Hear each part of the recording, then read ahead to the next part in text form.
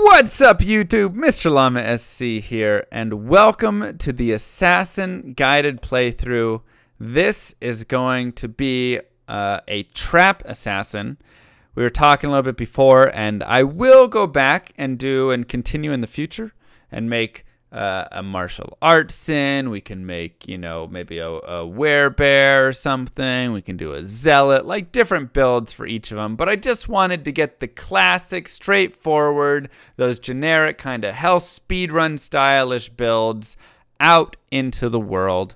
Get everybody a chance to beat the game with probably the easiest character builds for each character.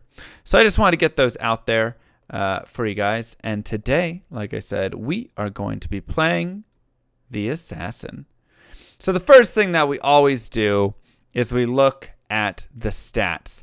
And what you'll notice with the Assassin is she has some really, really nice stats. This is probably going to be one of the easier characters to beat the game with. Kind of like that Necro was, where he just had like really good crowd control and could just kind of like take his time and everything like that.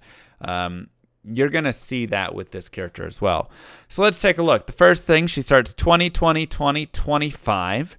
So okay starting stats. Not amazing, but not bad. We want to get to that early 25 strength, of course, to wear a belt. And then vitality is really going to be our main pump on this character. The stats per effect, I want you guys to take a look there.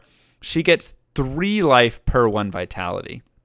Now remember, the Barbarian gets 4. He's the only character that gets 4. 3 characters get 3, and 3 characters get 2. She is one of the characters that gets 3, and you can see that that is a very healthy amount for a character. I want to say like as nimble as her.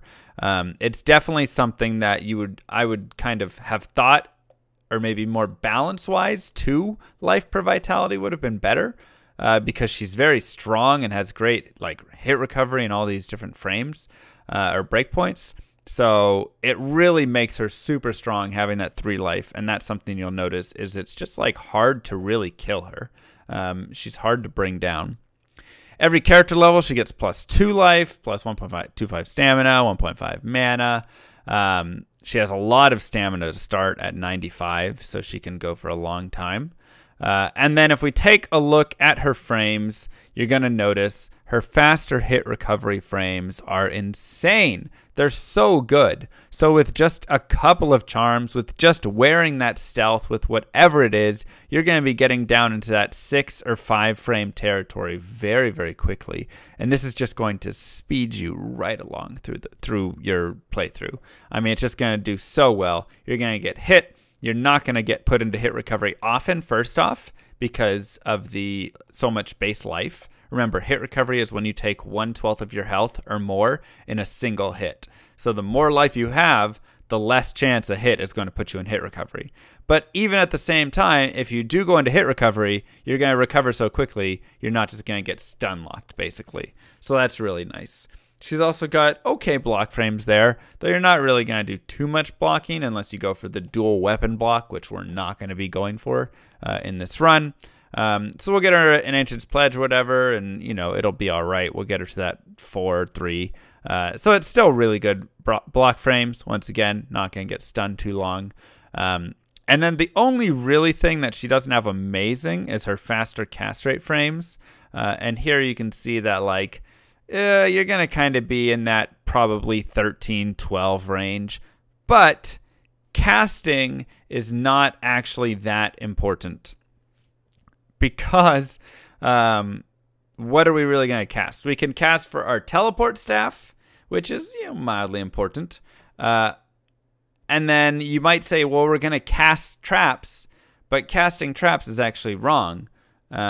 Traps are based on attack speed, not on cast speed. So, and she has great attack speed.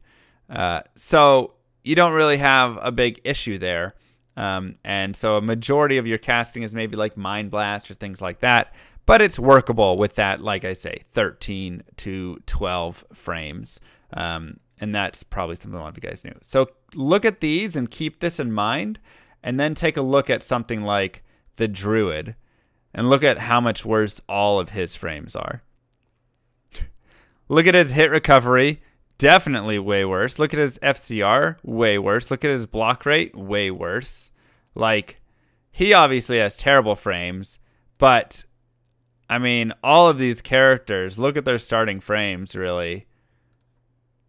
And Sorceress, you'll see, has like decent FCR there.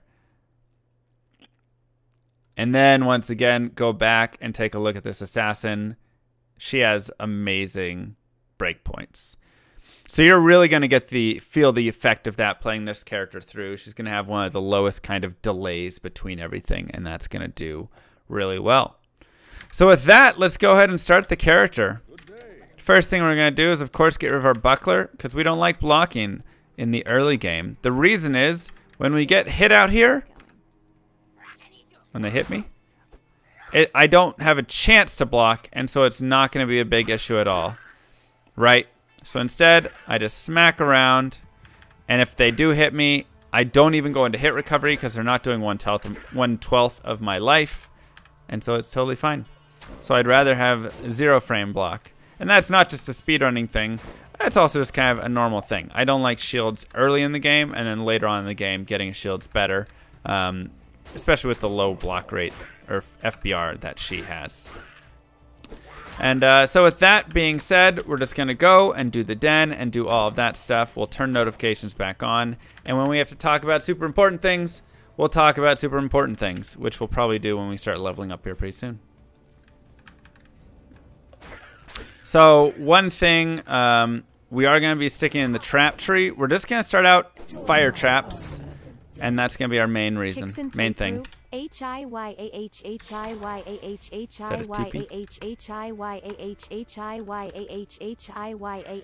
kicks in. Yo! Namakol89. Just want to say you are an amazing guy, Llama. Your cheerful outlook and awesome personality is what draws people to you and will be what leads you to your future relationship. Thank you so much. Have a great stream, buddy. Did you know Denstrat was back for speedruns with Bender World Record? Did he take my idea of shoving everything into Fire Blast right at the very end? And Wake of Fire and Fire Blast and speccing completely out of burst of speed? Because I think that actually is the way to do it. So, yep. Well, there you go. I told you guys. I mean, it just seemed like it was going to be too good.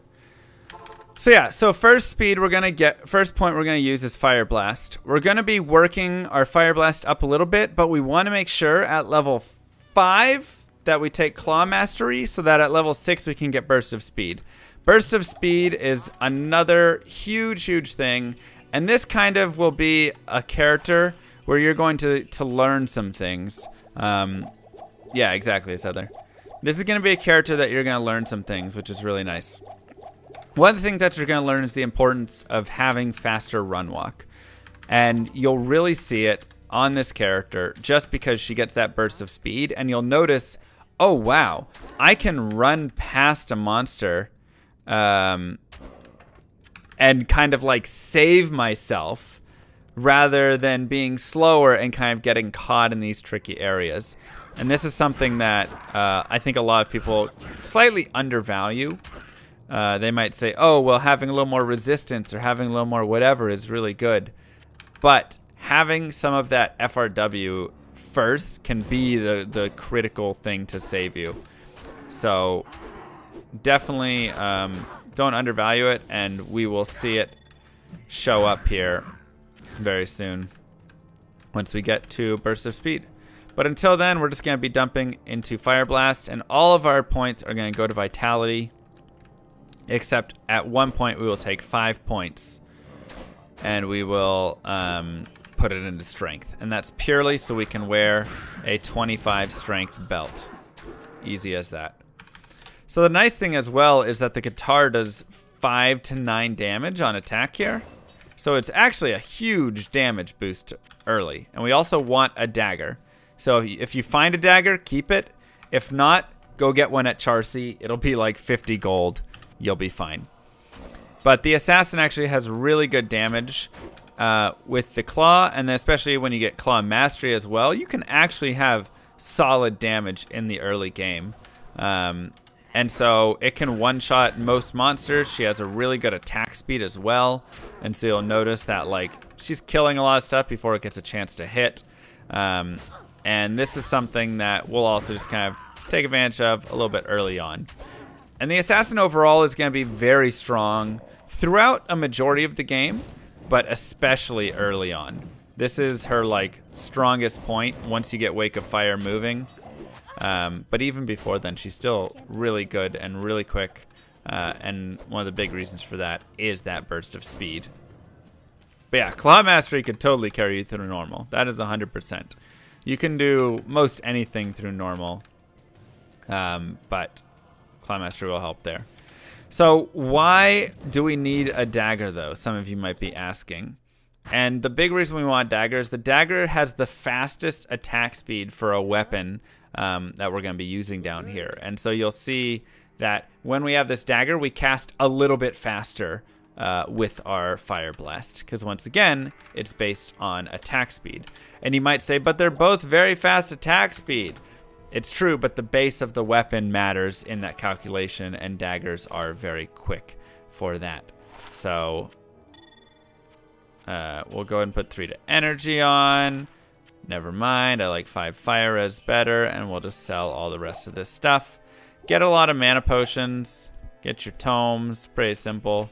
And if you want, you can find a 2-open socket gray staff as such. Just try and find a cheaper one. Also, I don't like a long staff because it's going to be slower. So having a short staff is going to be a little bit faster and a little bit better to get. So I would recommend getting a short staff. And then, yeah, we have our extra point. Did we talk to Akara? We did, yes. And we'll do this. We'll dump our point into Fire Blast. And remember, once again, when we hit level 4, we will move forward. And then we will get ready, or prep, I should say, to put that level 5 point. But a big thing you want to focus on and learn is grouping of monsters. Notice that how I kind of run, and when I cast, it's when there's a big group behind me.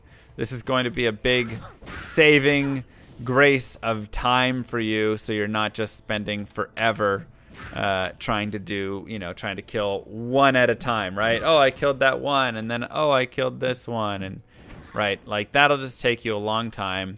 The assassin has the capacity to kind of run. If you can drag a whole group behind you and then let them group up a little bit, you can kill twice as much in, half the time, basically. Good morning, Mr. Obama Llama. Good morning. How are you doing, Now Storm? As each of these guides who is trying to jump in, as this quick review of the character start each act would be super helpful, as it is I know in 20 minutes to trying to catch pieces instead of knowing exactly where to go and where to watch from. What do you mean by quick review? Also, note we do want a 2-open socket armor, so we have that, and that is great.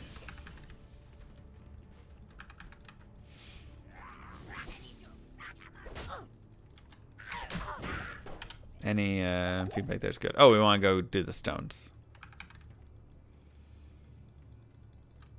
So the nice thing here, you can actually stay away from Rakanishu and kill him before you even have to get up next to him and deal with him. So you can just kind of outrange him a little bit, which is nice. A gift for you. It just depends, Sonic or Ziontic. Depends where you're at. Thank you, Devils. Thank you so much. Is the stealth necessary? Yes. Stealth is extremely necessary. When I say necessary, it's nothing is 100% necessary. You can obviously beat this game naked, but it is extremely helpful. Fire enchant monsters, we're just going to ignore, by the way. You just kind of kill all the minions. Why do you kill the minions? Why am I focusing on boss groups? I'm focusing on them because they give 500% experience. Champions give 300% experience. So obviously there's not a ton of boss groups to start the game, so I'm going to have to kill some regular monsters. But I either want to kill packs of regular monsters or I want to kill boss monsters and their minions. That is the true reasoning there for it all, right? That is all you should be focusing on. Focusing on single normal monsters is just going to be so much less experience. And so when I run around, I'm trying to find the bosses more often. And things like experience shrines before you run into a boss group are great.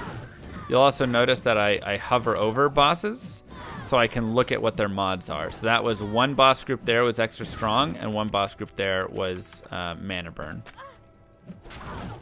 And so that was super helpful because now I have an extra strong and a mana burn. And so I know that they're not going to curse me. I know that there's no like cold enchant I have to watch out for, any of that stuff. And I'm picking things up like wands and whatever. That's a nice helm. We'll talk about that in a second. Because they can be worth a lot of gold. And getting gold early on is actually pretty important. I know in late game Diablo, gold is like whatever, nobody cares. But in the early versions, in the early stages, I should say, of Diablo 2, gold actually means a lot because you're gonna need to be buying potions and all of this stuff. So we do have burst of speed right here, and we'll go ahead and cast it. And this is just going to speed everything up. This is going to make us run faster. This is going to make us have faster attack speed. This is going to make us, yeah, I guess those two things. But those two things really mean a lot. I was like, is there a third thing? No. Those two things mean a lot. So let's go find a waypoint here. And so we can do some tower runs so that we can get our runes that we need for the future, and I'll talk about those in a second. And here's another great boss group, and once again, notice how I try and bunch them up, not face them on just, you know, single terms, but group them up instead. That's just gonna work out a lot better. So we're looking for the tower and the waypoint, and I still have the scroll, so I'm gonna go back, of course, and turn that in. And I have a TP set, I'm pretty sure at the Stony Field. I hope I set one. I don't remember now. Don't remember now. So the longer that we don't find either of them, really the better, because then that means they're closer together. And I did not set a TP there. Darn, that's okay. We'll just run it from the Cold Plains. Not a big deal. So 6% extra gold is nothing. We really don't care. I said we need gold and gold's important, but then I saw that. You're a hypocrite, Mr. Llama. Maybe. But in this case, the gold drop itself is pretty minimal. I'd much rather just find like an amulet worth 1,391 gold than get like 8 gold instead of 7, or, you know, things like that. So there's not even going to be really big gold finds later on. And so that's why it just doesn't matter that much. So something like this you could wear. Oh, you don't have any rings. Like, you can put it on if you want to. It doesn't really matter. 1 to light radius is sure, whatever. The big thing would be, or the big, you know, the 10 to attack rating means nothing for our character because traps are always going to hit. And so this just doesn't really do a lot for us. But if you want the light radius and you have no jewelry on, yeah, feel free to wear it. I don't really care. Some other things that we might note. Let's talk about our gear really quickly that we found. We could totally throw off these gloves. It really doesn't matter. Tiny defense, 2 defense. Defense is pretty irrelevant overall as a stat, especially for our character. It's not till you get to like late game and you start really stacking defense that it matters too much. Because a lot of it is just going to be, the way the hit calculator works is my attack rating, or the attacker's attack rating and level versus the defender's defense and level, and there's a whole calculation of how that all works to see if they hit you. And so, like, yes, if you do take it really slow through the game and you build up good defense and all of that, like, it can make it so things hit you a little bit less, which is nice. But overall, as a stat, not the most important stat. I prefer just avoiding things by running away from them or something. And that helps a lot better. So the more skillful you are, the less defense really starts to matter at all. We're keeping the sash because it gives us extra slots.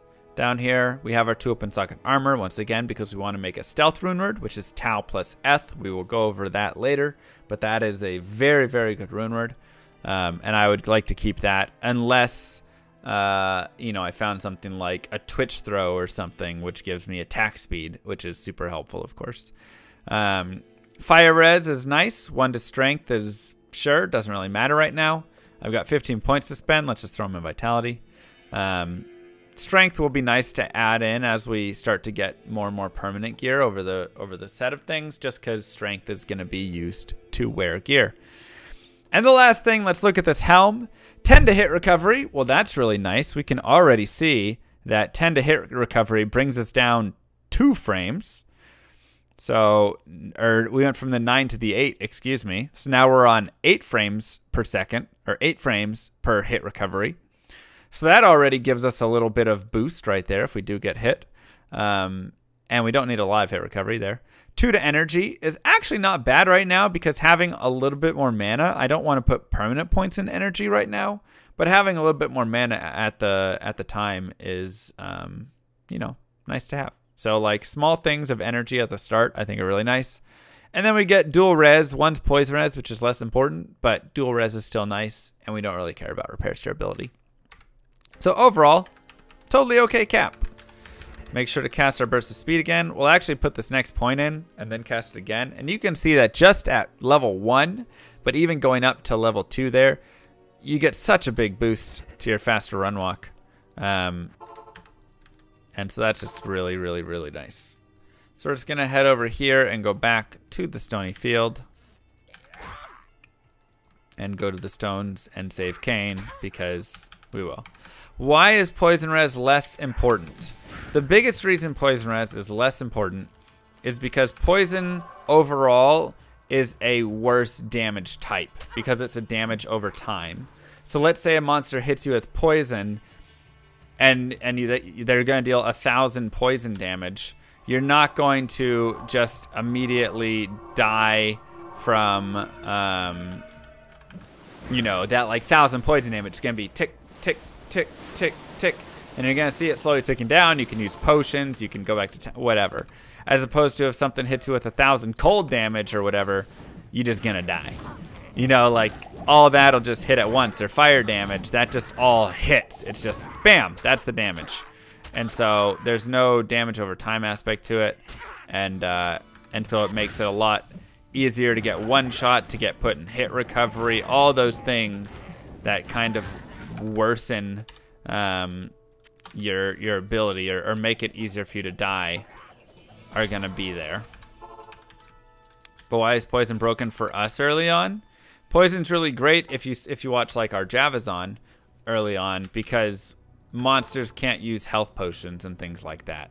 So from our perspective, poison is really nice because we can just drop some poison on them and run around and then they'll eventually die, and so that's great.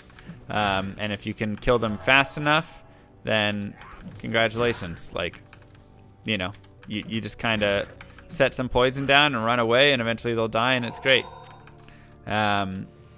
But other than that, you know, poison's not the best.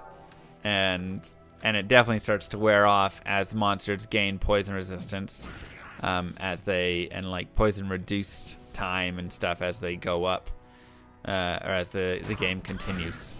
So that's something that you notice as well, is that poison kind of gets worse and worse until you really get some really good gear going in the later stages of it. All right, where is this tower? It has to be right here. Where is it? Oh, is it up in this little cul-de-sac? Yeah, it must be. So that's kind of why we like the poison early on, but you know, then it kind of wears off some.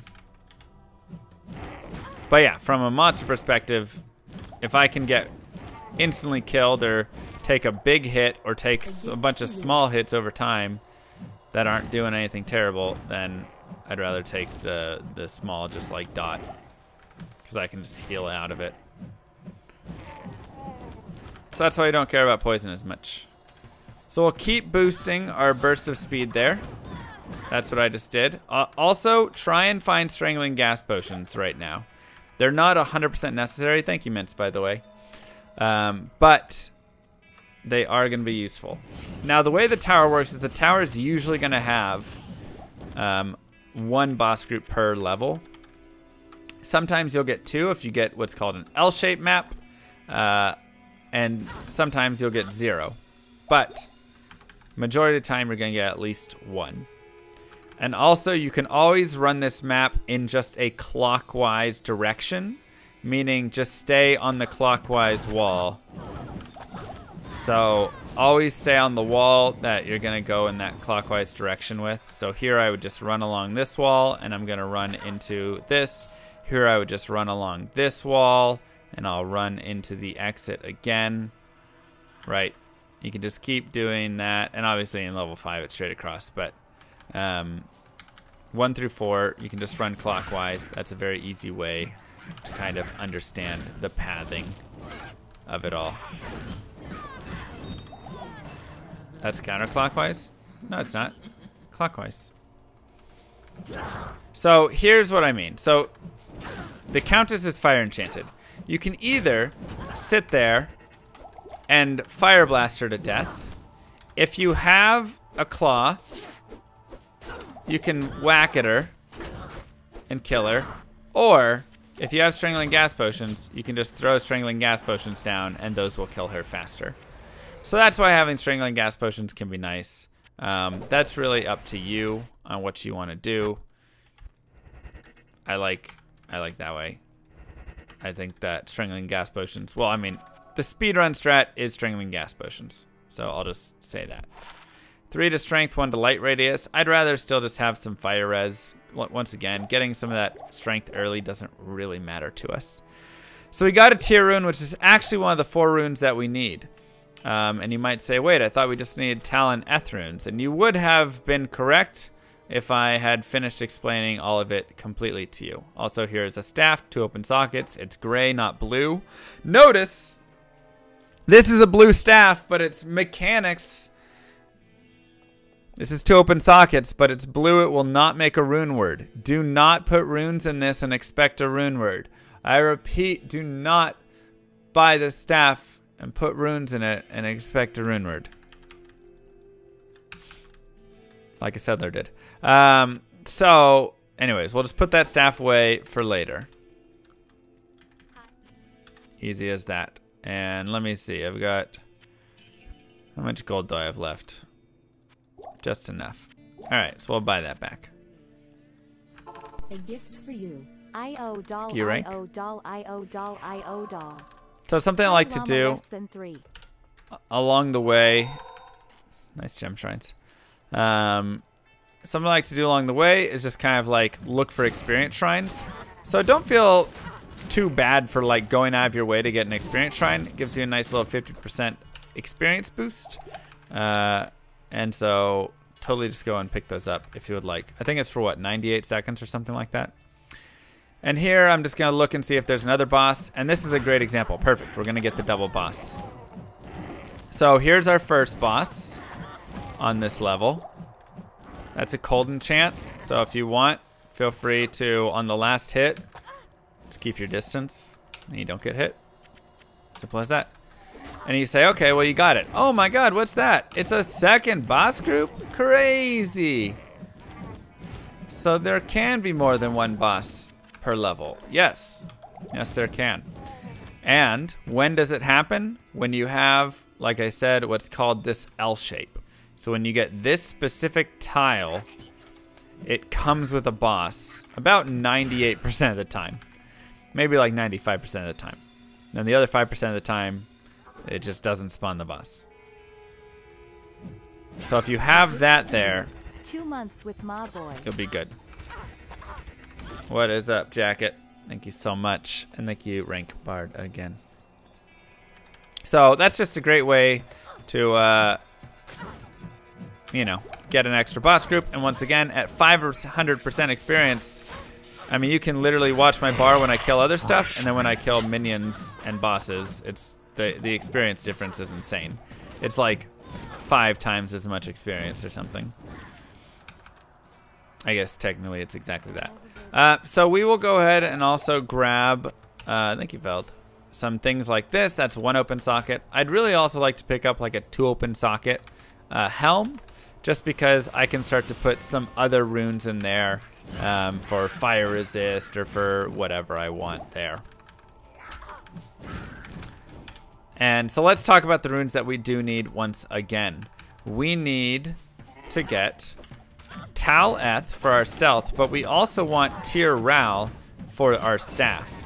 And the reason we want Tir Ral here is because Tir Ral is going to give us a leaf staff. Now you might think, hey, Mr. Llama, isn't leaf for girls? I'm for sorceresses? And I would say, yes, it can be, but it can also be for an assassin or a druid. It can be for many characters. And the reason is because it's plus to fire skills, not plus to sorceress fire skills. And so getting plus to fire skills, well, we are going to be using fire skills.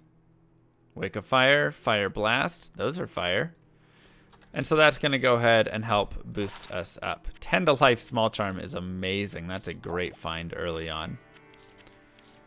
Tier L aren't really going to be worth anything for us after our first tier.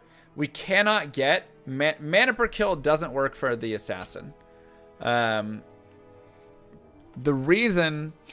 Corpse Explosion is also a fire skill, I believe, because it's half fire and half physical damage. So I believe it would count. But the reason is traps, basically the way they work in the game is that they count as their own minions. And so when you cast a trap and the trap kills something, it's like that minion trap is killing it, not you. So you don't get mana per kill because you're not technically killing it. The minion trap is. It's a little weird, but that's the way the game handles traps. So just note that as a thing. Gift for you. So beyond the first one doesn't matter too much. And there we go. We got ourselves a nice, beautiful experience shrine. We'll get up to 5 points in burst of speed. And at this point, I'm going to stop. And the biggest reason is because 5 points in burst of speed gets us to the next breakpoint for speed. Once again, I want to check and make sure that these guys are not cursed. Looks like extra strong and mana burn. So we should be fine. We're going to do a little bit of damage, but I don't have to worry about getting cursed and losing my awesome shrine. Would that mean they don't gain experience from kills? No, because you're shared party with your traps. And so you're going to get experience from the kills still. But you don't get the benefit of the kill itself. Yeah, so this gets us the next break point for attack speed. That's what level 5 is going to do. And so we want that next break point. And so getting to 5 is great. Also, you'll start to note that anyways, like, it's starting to peter out a little bit with the bonuses for, like, our walk, run speed and stuff. And, you know, we don't really need the duration that much at this point. So now we're not caring as much there. Instead, we'll put another point into Fire Blast, and then we can be ready to start dumping into Wake of Fire.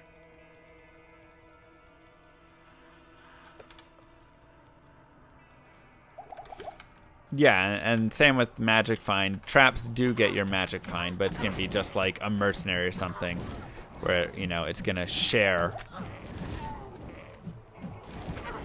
They're going to get your Magic Find as well, plus theirs, which they don't have any, so that's that. We'll try and get a 2 open socket hat. We got one. Perfecto. And, yeah. Kill some things, and once again, drop some poison potions. Once again, if I'm ever getting ahead of you, if you're ahead of me, whatever it is, feel free to just pause the video or skip the video ahead, whatever it is. And catch it up. Simple as that. So I'm going to go ahead and put this 2 open socket cap away. And like I say, this could be great if I get like extra Rao runes or whatever. I could put Raos into it. I could put Ort Soul later and get a lore helm. Like there's a lot of different things that we can make with a nice 2 open socket helm. 1 to max damage does nothing for us because that's physical damage and we are not doing physical damage. And I'm just going to refill on some mana potions. And if my strangling gas potions were low, I would check them as well. So we're not getting great runes right now, which is a little unfortunate. We're going to keep farming here for these runes, though. They are very important to us. Another experience shrine is nice. It's just... another one. So if I was speedrunning or whatever it is, blah, blah, blah, you could actually use this as a time to take advantage of an experience shrine. And we can even just do it right now for funsies. So... I could just overwrite the experience shrine, but I can also say, you know, there's going to be more bosses, and getting good experience right now is really nice to do. And so I'm going to run around with this experience shrine on, and I'm going to kill a few things. And then I'm going to go to the next waypoint, and eventually I'll just come back, and I'll get the runes in a little bit of time, because that sounds fine to me. Also, I'll go ahead and put 5 points into strength now, so I can get my belt later on. But here you can see that was one group. This is now a second boss group. And we get Wake of Fire as well. So now we have Wake of Fire rolling. And Wake of Fire is going to take a lot of mana, but it's a very good skill, and we're going to like it a lot. I'll put the rest into Vitality. And you can just drop 1 or 2 Wake of Fires, and you'll be great. And this is also where... I'll soon talk about something called next hit delay and how it works on some skills, such as Wake of Fire. So this is a great waypoint to go ahead and stop at and then go back. Yeah, I've got a little bit of extra time left on it, and I could go to like the jail level 1 if I wanted, but that's fine. You know, we were just showing off something. So, Wake of Fire and next hit delay. Basically, you can cast up to 5 Wakes of Fire at a time. But they're each going to be casting out waves, and those waves are going to hit a monster. And the thing is, when a wave hits a monster, it goes into what's called next hit delay. And so it's not going to take damage for whatever little bit of time. And let's actually bring up the official so we can get all of it. I think it's like it's like 4 frames or something for this skill. Maybe it's a little more. Okay, I'm going to share this out. Properties. Just called next delay. Okay. So next delay is a property of missiles. Anything that flies across the screen, including arrows, novas, melee skills, that activate a hidden hit timer that limits how often any missile with next delay can damage a single target. This works similar to the infamous casting delay, which limits how often a spell can be any spell with casting delay can be cast. Yes. The difference is the hit timer doesn't prevent you from attacking, it just disables collisions between the affected monster and any missiles with next delay until the timer runs out. So the moment a certain skill from the following list damages a monster, it prevents every other skill on the list, only on the list, so other skills not on this list can always hit, but every other skill on the list from hitting said monster for the original skill's next delay duration, whether from you or any other character. So some big ones are like Shockweb, Blade Sentinel, Tornado. That's a 25. That's an entire second. Volcano is 10. Warcry is 6. Fissure has one at 5. And on 4 frame, you can see there's a lot of things. Nova, blah, blah, blah, blah, blah. And down here, you will see Wake of Fire. So what this means is that if you put up 5 Wake of Fire traps all next to each other and they all start attacking the same monster, they're not going to do a lot. Playthrough assassin, which one? Just joined. Trap. They're not going to do a lot because only what we've tested is only about 2 of those really matter. The difference between 2 and 5 is very, very, very minimal.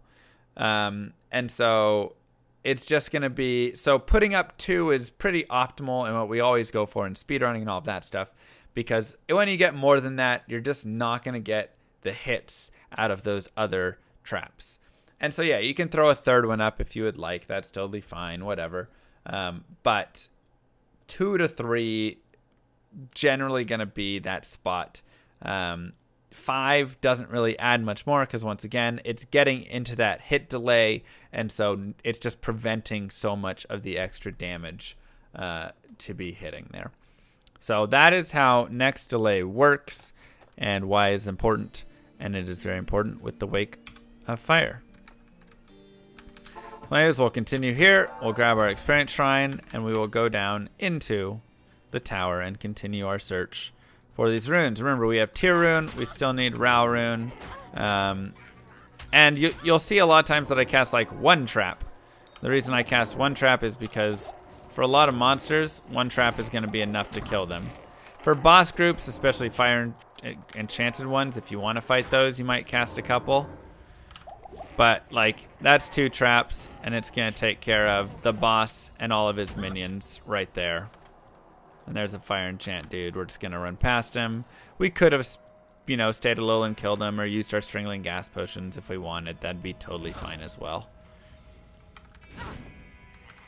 But it's also the reason that I might like start dropping it on some normal monsters a little bit more often is because it's so easy to just drop a single trap, right? Like, instead of me having to sit there and cast Fire Blast over and over and over again, I can just pop in, you know, drop a couple traps here, and then run away. And so if I see a group of Fallens or something, instead of casting 2, 3 Fire Blasts at them and trying to pick them all off, I just go, that's good enough. 1 trap will kill those guys, and that'll get me some experience, and that's nice. Is Marshall even viable for a speedrun? I mean, you're not going to outpace a trap sin, but if you want to do a Marshall speedrun of one kind, you can. And we'll just keep looking for our runes and hopefully get the runes we want. And even against fire enchant monsters, the skill is still pretty good. So we're just gonna bounce between using that. We got the Ith Nef. That's actually not a bad drop for us at all. That almost gets us to our goal. And I'll kind of show why. So 2 Eths, or two Nefs could be an Eth, but we do have an Eth rune. So that's really nice. We have 2 Ith runes, and 3 Ith runes would make a Tal rune. And so we need 1 Ith and a Ral, or a Tal and a Ral. And we will be right where we want to be. If the mobs are dying but you leave the area, do you still get experience? So you need to be within about 2 screens of a monster when it dies to get the experience. That is the general rule of thumb. There's an exact distance, but about 2 screens away is where you need to be. And I don't mind continually checking down here for a boss group because often there is one, and getting that dual boss group experience is nice. How's my day been? It's been alright. We've had better days, but, you know, life is life, and you do what you gotta do, and not every day is always gonna be the best day, but life's not about having the best day all of the time. That's not what happiness and positivity is. Happiness is knowing that more happy days are coming in the future. And when you can have that mindset, it will change your life. What do I have for dinner? Chipotle. What else?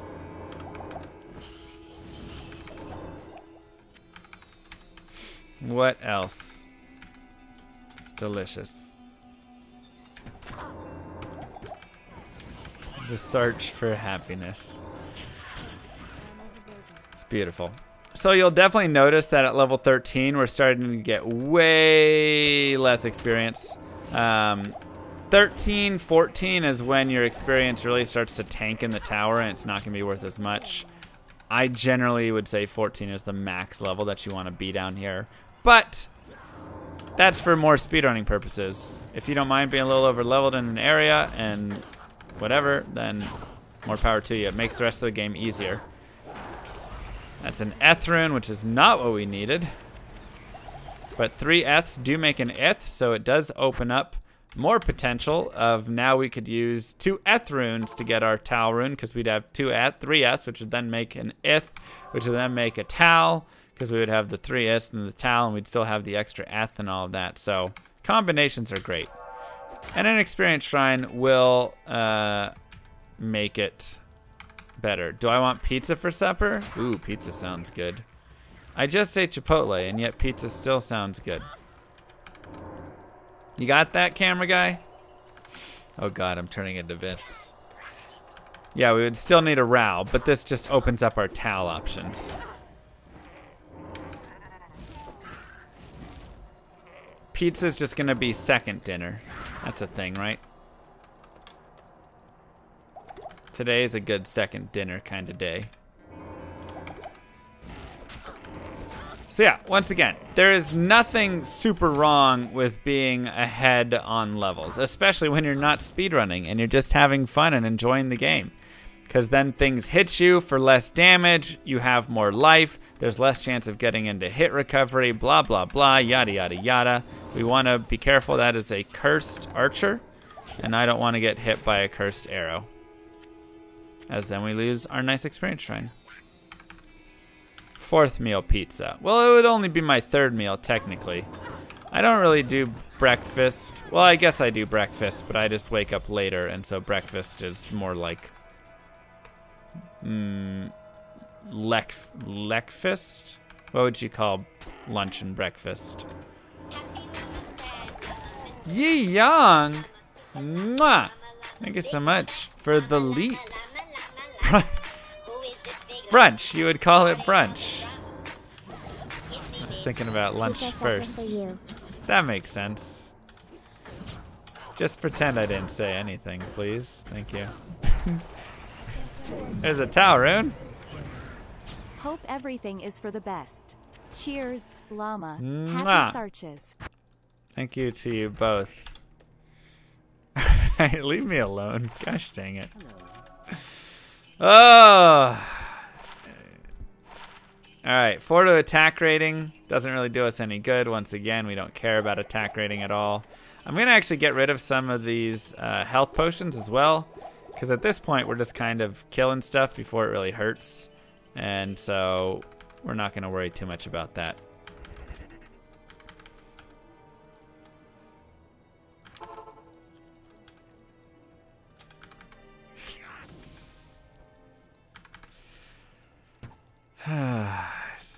Brunch. You know, brunch. I'm so used to brunch being described as its own... Lekfist. Oh my God, thanks a lot. When people describe brunch, they don't say it as a, this is gonna be a breakfast, lunch, mid, you know, let's do it in the middle. Brunch is like its own meal. Like people use dinner as a way to describe lunch and dinner, but not, you know, people don't go for dinner. There's not dinner places to pick up food. There's no restaurant that's a dinner restaurant. There's a lunch restaurant or a dinner restaurant. But there are brunch spots and brunches and all of that stuff.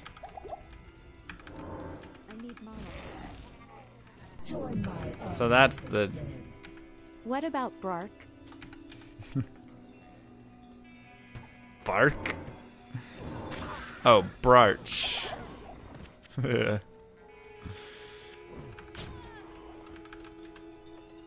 So I'm saying, you know, dinner, you don't think of the word brunch as a word to describe not quite lunch, not quite breakfast. You think of it to describe a meal in itself that's its own meal time. Don't just, all right, we don't need to, yes, right. We don't need to talk about that anymore. Let's get this Rao rune, because this is actually taking a lot longer than it should.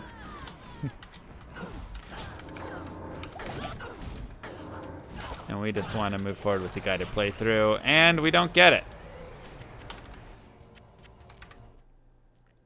It's fun, fun stuff. I feel like I'm doing a marathon at Twitch or at Games Done Quick or something. All right, so we have another that. We have another eth. Doesn't really matter with the boots. We'll put them on because why not? Why not?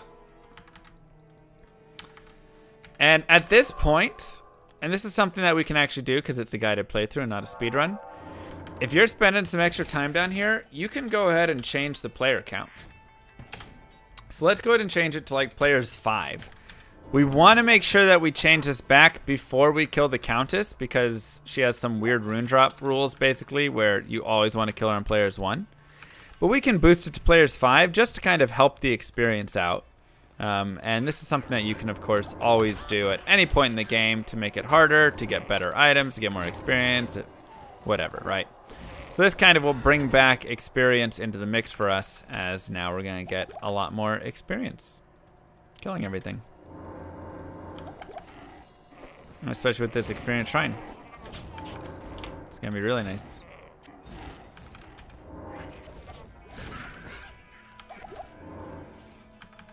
So we will just do that.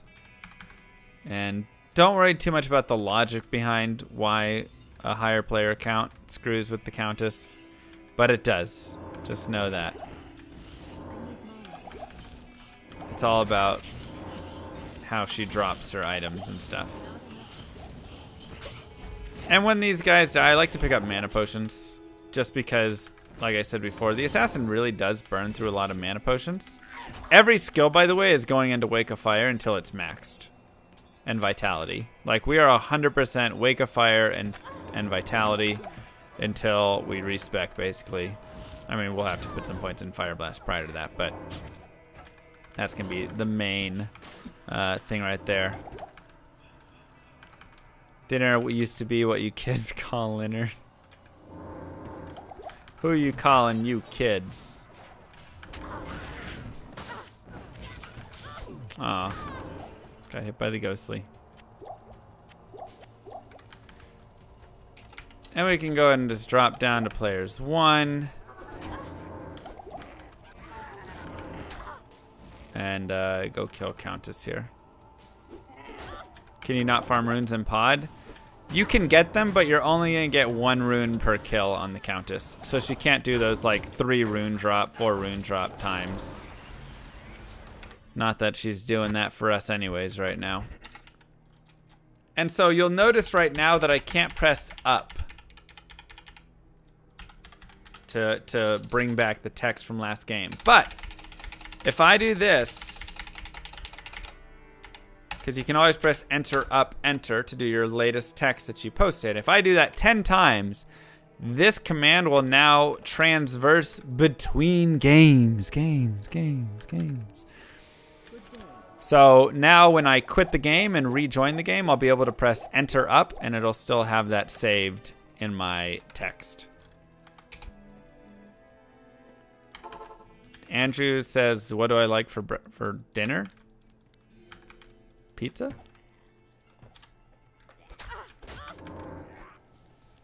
So many gem shrines. So we'll go ahead and once again raise that player count up a little bit and just get ourselves a little bit more experience killing some stuff just to make it a little bit more worthwhile to be down here. Don't I do StarCraft 2? It's been a little bit since we've played. That is how we started way back in the day.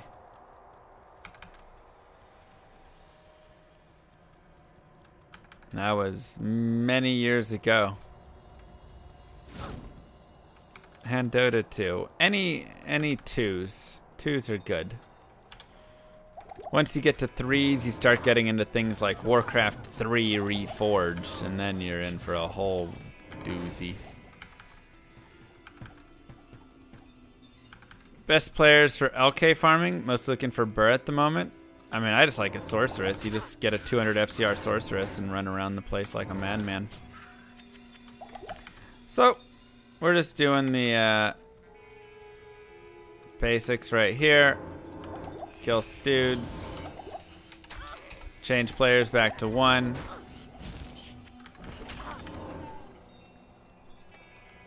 What other games do I play right now? Nothing really right now. I mean, I just did some PoE. But since that, nothing really. Start Diablo 2. I'd like to play some AoE, to be honest. Hey, we got a Rao rune. Perfect.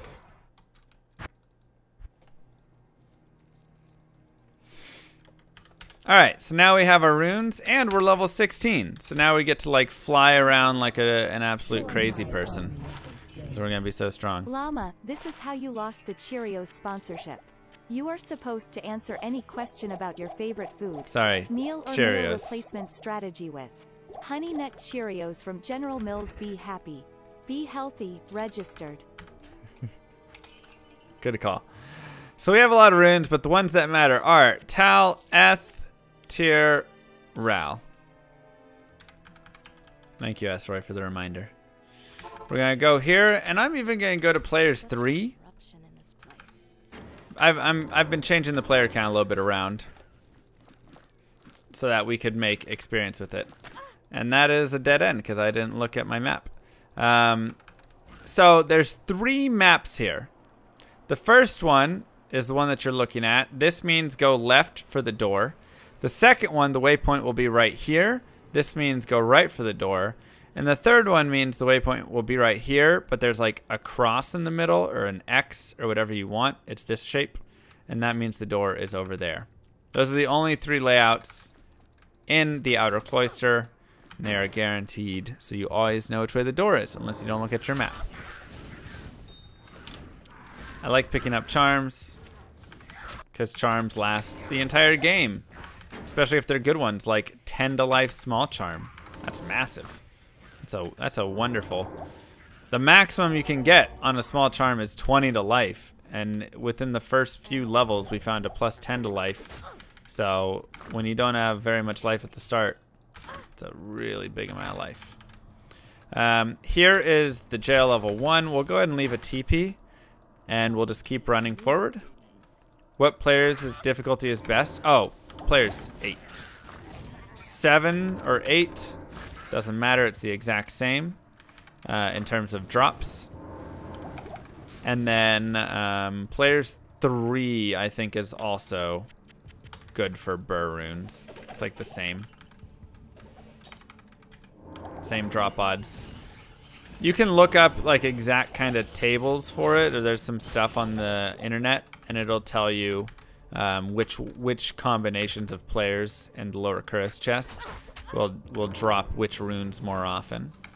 But players 7 and players 3 tend to be the most highly valued there. So we're just gonna run around, find our doors. 1 and 2 are straight across. 3 is to the left of the way you come in. And there we go. And now we can go back.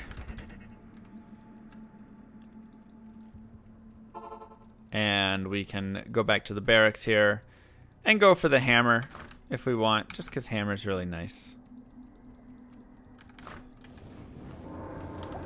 So what does changing the player count do, and how does it work?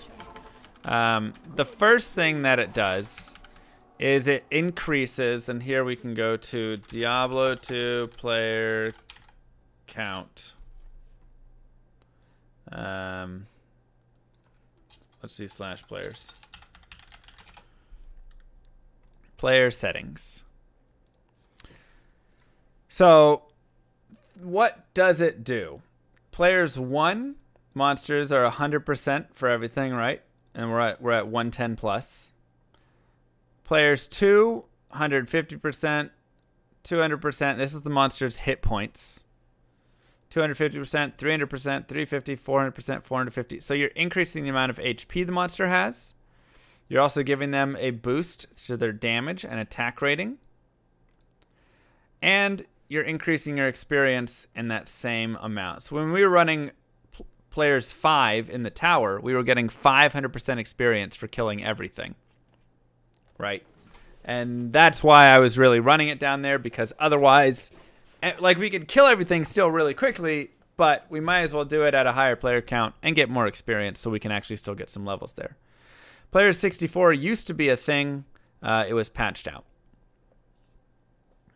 but that was a thing before.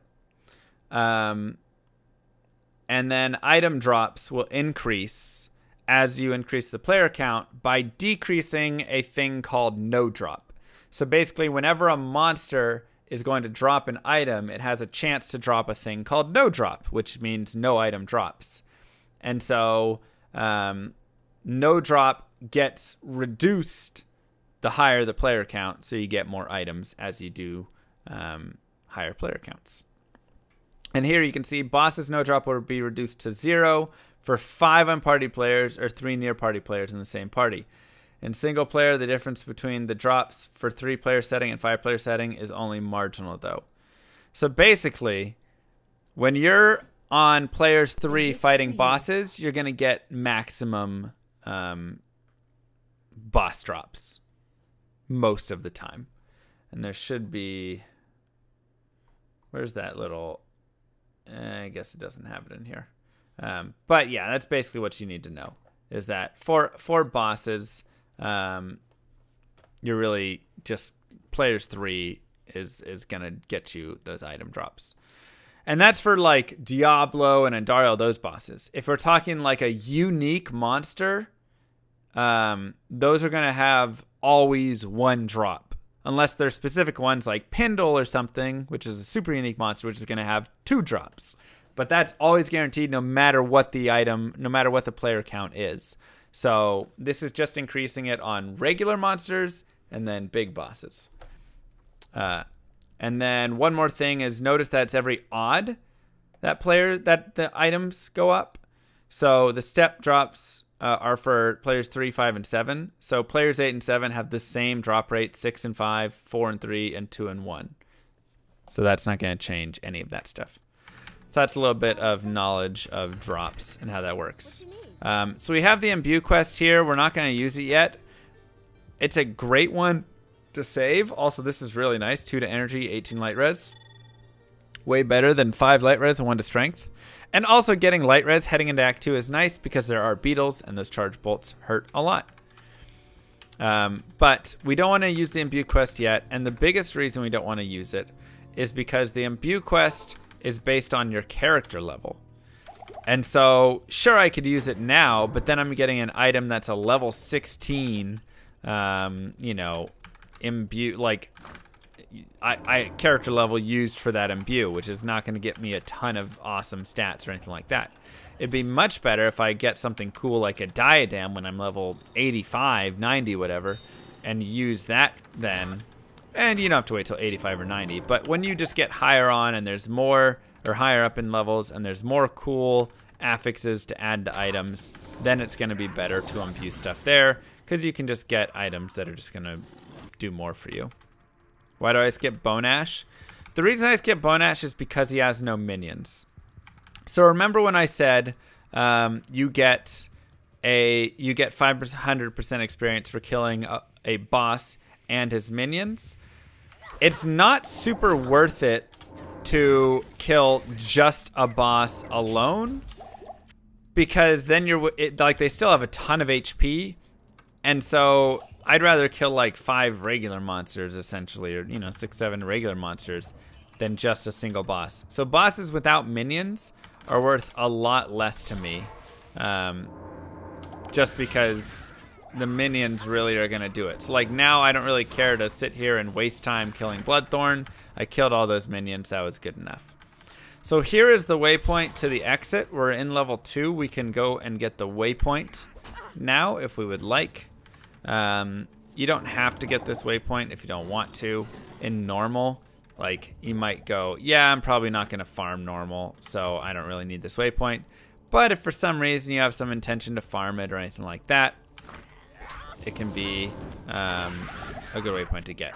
I wouldn't recommend farming normal and Andariel too much though, as her just drop pool overall is pretty limited, and so it doesn't really do a ton to farm. Yeah, there's a few items like she can drop Hisaris boots or Crush Flange or whatever items like that, but overall, it's not great. So let's check these boots, and they are terrible. And let's look at why they're terrible. So first, 10% chance to cast level 3 charge bolt. that doesn't really matter. Level 3 charge bolt's pretty weak, especially as we're moving forward, and that's pretty weak overall. 24% enhanced defense, that is local to these boots, meaning the boots bumped up to 8 defense from, you know, 6 or whatever, so who really cares? 1 to dexterity is nothing, and we don't even care about dexterity. 17 to max stamina is pretty pointless when we're just using stamina potions and stuff. And poison length reduced by 25%. Once again, just we don't really care that much. So overall, probably some of the worst rare boots I could ask for right there. And we're just going to trash those. And there's some champions, but I don't really like champion ghouls fighting that much. If you want to, you can. Also remember, we are still on players 3 at the moment. I was just doing that to get a little more experience. We're going to end Act 1 at level 17, which is very high. But, you know, why not? Have some fun. And also, we're level 17. We're just going to throw those out. So, we can take our Tau rune and our Eth rune and make one of the most beautiful rune words you'll ever see in your life.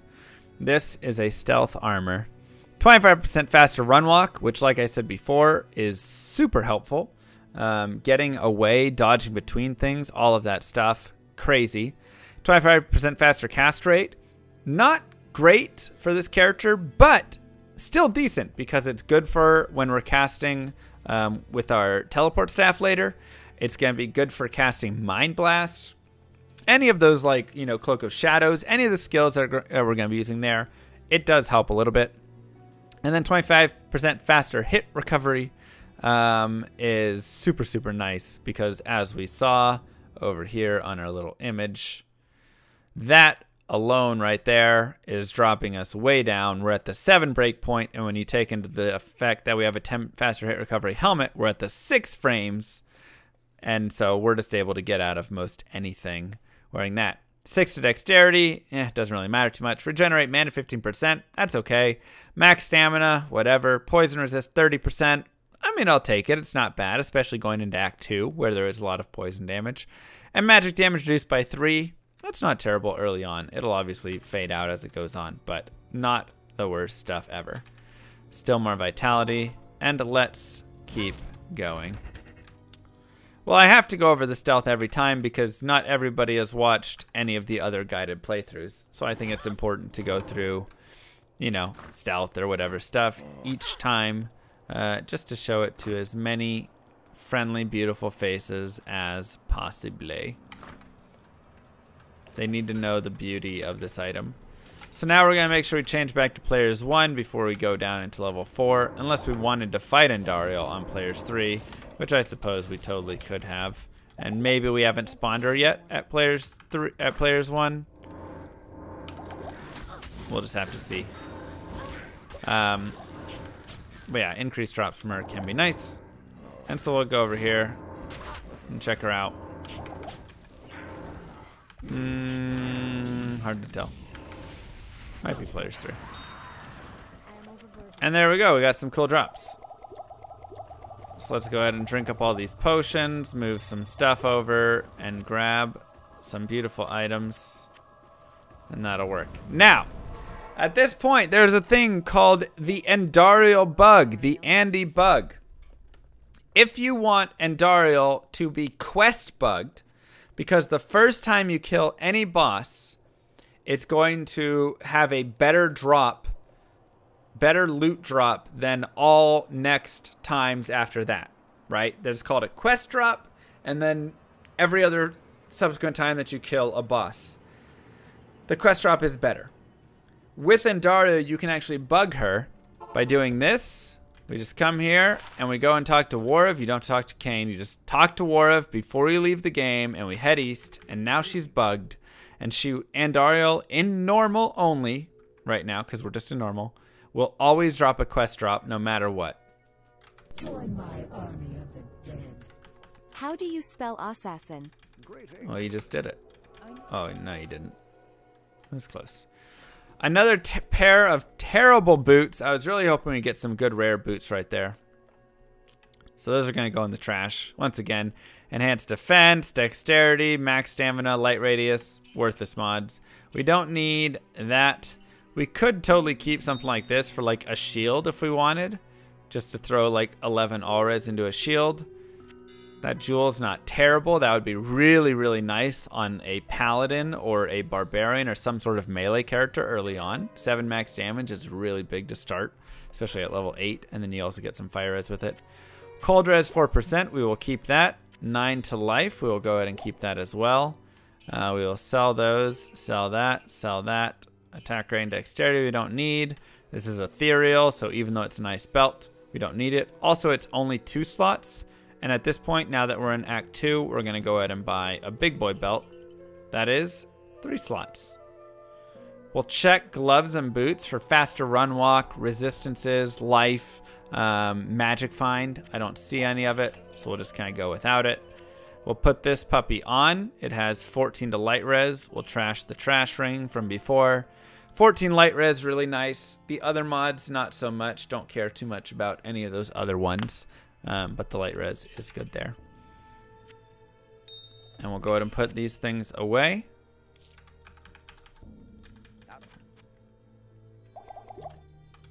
And we'll get our potions. And before we forget, congratulations, you have beat Act 1 normal. Give yourselves the clap. Good job, everybody. Let's see it in chat. And I'm just going to keep riding this player's 3 chain because the assassin does so much damage early on that player's 3 is really going to help with getting some like levels here. And I enjoy that. So once again, the assassin is so strong. There is pretty much no other character I would do this with. Maybe the druid, but he's a little bit weaker in life total, so it'd be a little more dangerous. But like, she does so much damage that running players 3 at this point, I think is honestly not a terrible idea. Easy clap. Rio Mature. So we can just drop it like it's hot. Get it? Oh, it's okay.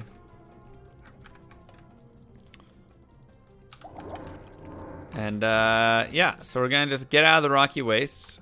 Beetles are nice, but also scary, remember. But they are a very good experience, so we do like them. Dry hills, we're gonna look for the tomb. So Stony Tomb and Waypoint. If we just find one, that's fine. We can move forward to the Maggot Lair, if we would so choose. And we'll go ahead and go up the stairs here as well once we kill this boss group. And you wands, amulets, anything, well, first off, anything that's gonna have plus to skills, you always wanna pick up because it can be worth a lot of money. But beyond that, and there we go, we'll drop a TP at the halls and continue forward to try and find a waypoint or an exit and a waypoint in the next area. Anything with plus to skills though is generally gonna have a chance to be worth decent money. So picking it up can be very nice. Whenever you get a skill shrine, make sure to recast your burst of speed, as it'll give you a little bit of a speed boost. So why not? And you'll also notice I'm not like killing too much stuff, but when I do get a nice group bunched up behind me, I don't mind dropping a little trap action on them. But I don't stop for every single pack or anything like that. Feel free to if you'd like, but really, I mean, look how fast we're running. It's crazy. There's another Neph rune. We can use that to make another Eth rune, which we can use to make another Ith rune, which we could make to use another Tau rune if we wanted. So all of our rune possibilities are endless through the basic, boring, easy runes. So that's nice.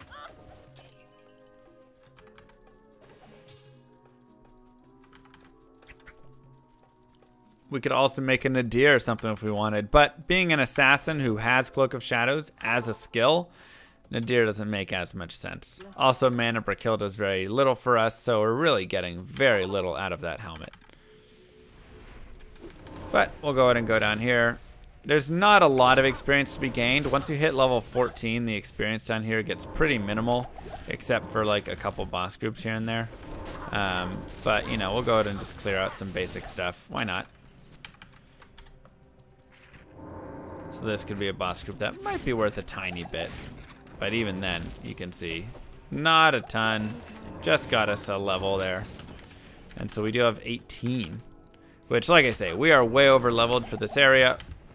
But that's over leveled in like speedrunning terms. We're probably right on pace with the normal leveling speed.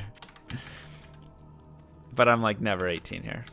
Is it follower only February? No, my channel has never had any limitations as to who can watch, with the exception of people who are negative and or mean-spirited.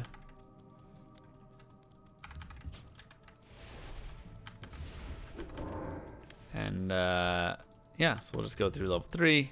Help me! Your playthrough helped me a lot to learn new tips on some class. Good. First time I catch one live. Keep up the good work. Awesome, I'm awesome. not that good to troll. I'm sure the next one will do it for me. Thank you, Zentescu. And thank you, GG, as well, from before.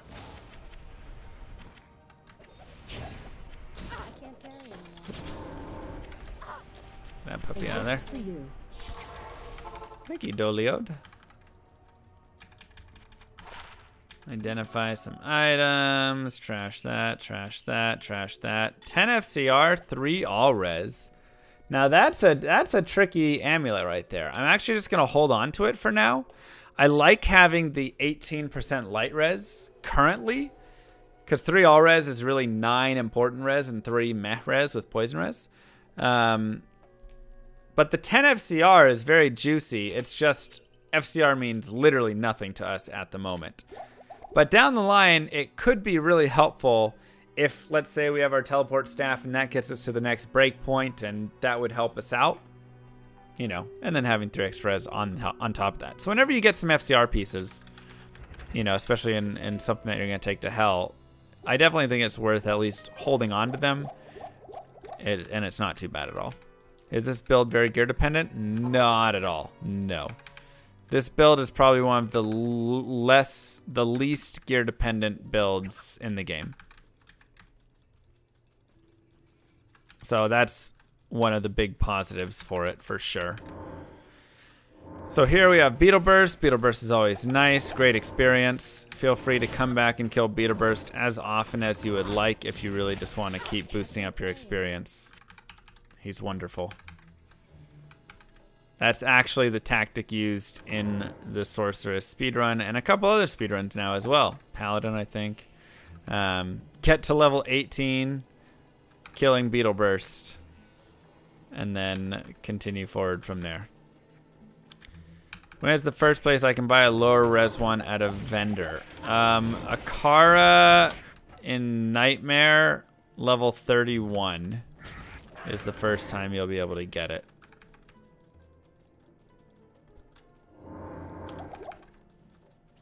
You could probably get it a little earlier of a place, but not earlier of a level, so. And here we'll drop a TP and move forward just to go check out our lost city, see if we can get a waypoint or whatever it is. But like, yeah. Am I going to keep fire traps? I will keep fire traps all the way through until middle of Nightmare, and then I'm going to switch into light traps. The reason I'm doing that is because fire traps are just really good early on, but eventually fire wears out. And then especially when you get into hell, fire starts to really wear out, as a lot of monsters are fire immune in hell.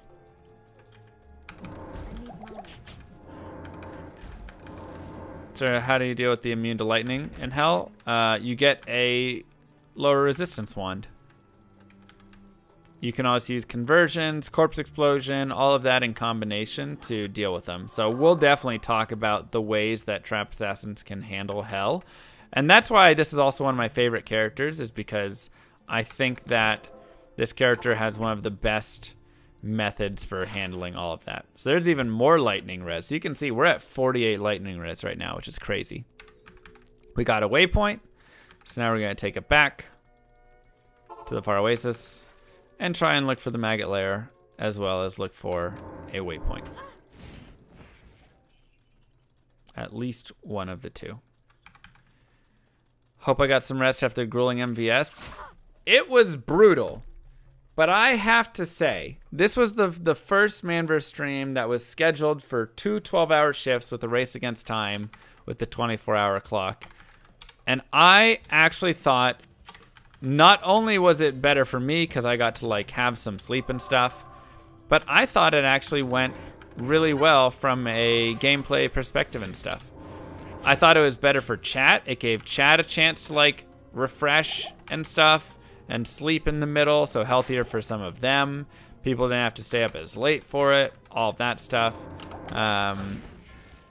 So yeah, not only was it healthier, but I actually felt like it was more enjoyable. Because then I also got to have like more energy, and you know, it felt like overall it was just a better time. So I know there's definitely the lack of fighting against sleep and mental deprivation, and that is one fun piece of it. But getting a little older, gotta start taking care of myself a little bit better. And one way I feel has to be done is eliminating or lessening things like 24-hour streams. How would you rate the Bluetooth headset you're wearing right now? I am considering to buy one because cats. I like it. It's good. It is. The battery life is decent. It's probably like 12 to 14 hours or something. So it's not, you know, you can wear it through a couple sessions. I love the fact that I can wear it like for an entire 24 hours and it doesn't bother me at all. I've definitely had ones that like hurt after a few hours, whatever. This one does not feel like that at all. And then obviously it's wireless, so you can just walk around and everything like that. So I really do like it. And yeah, I'm not a giant fan of wireless headsets, but I still choose to wear this over my wired one because I love the small convenience I get when I'm like, oh, I need to go and put my dish away, or oh, I need to go in my room or whatever, and I can just keep my headset on and keep listening to the music or the movie or all that stuff. So I'm not a big fan of wireless headsets, and yet I kind of am.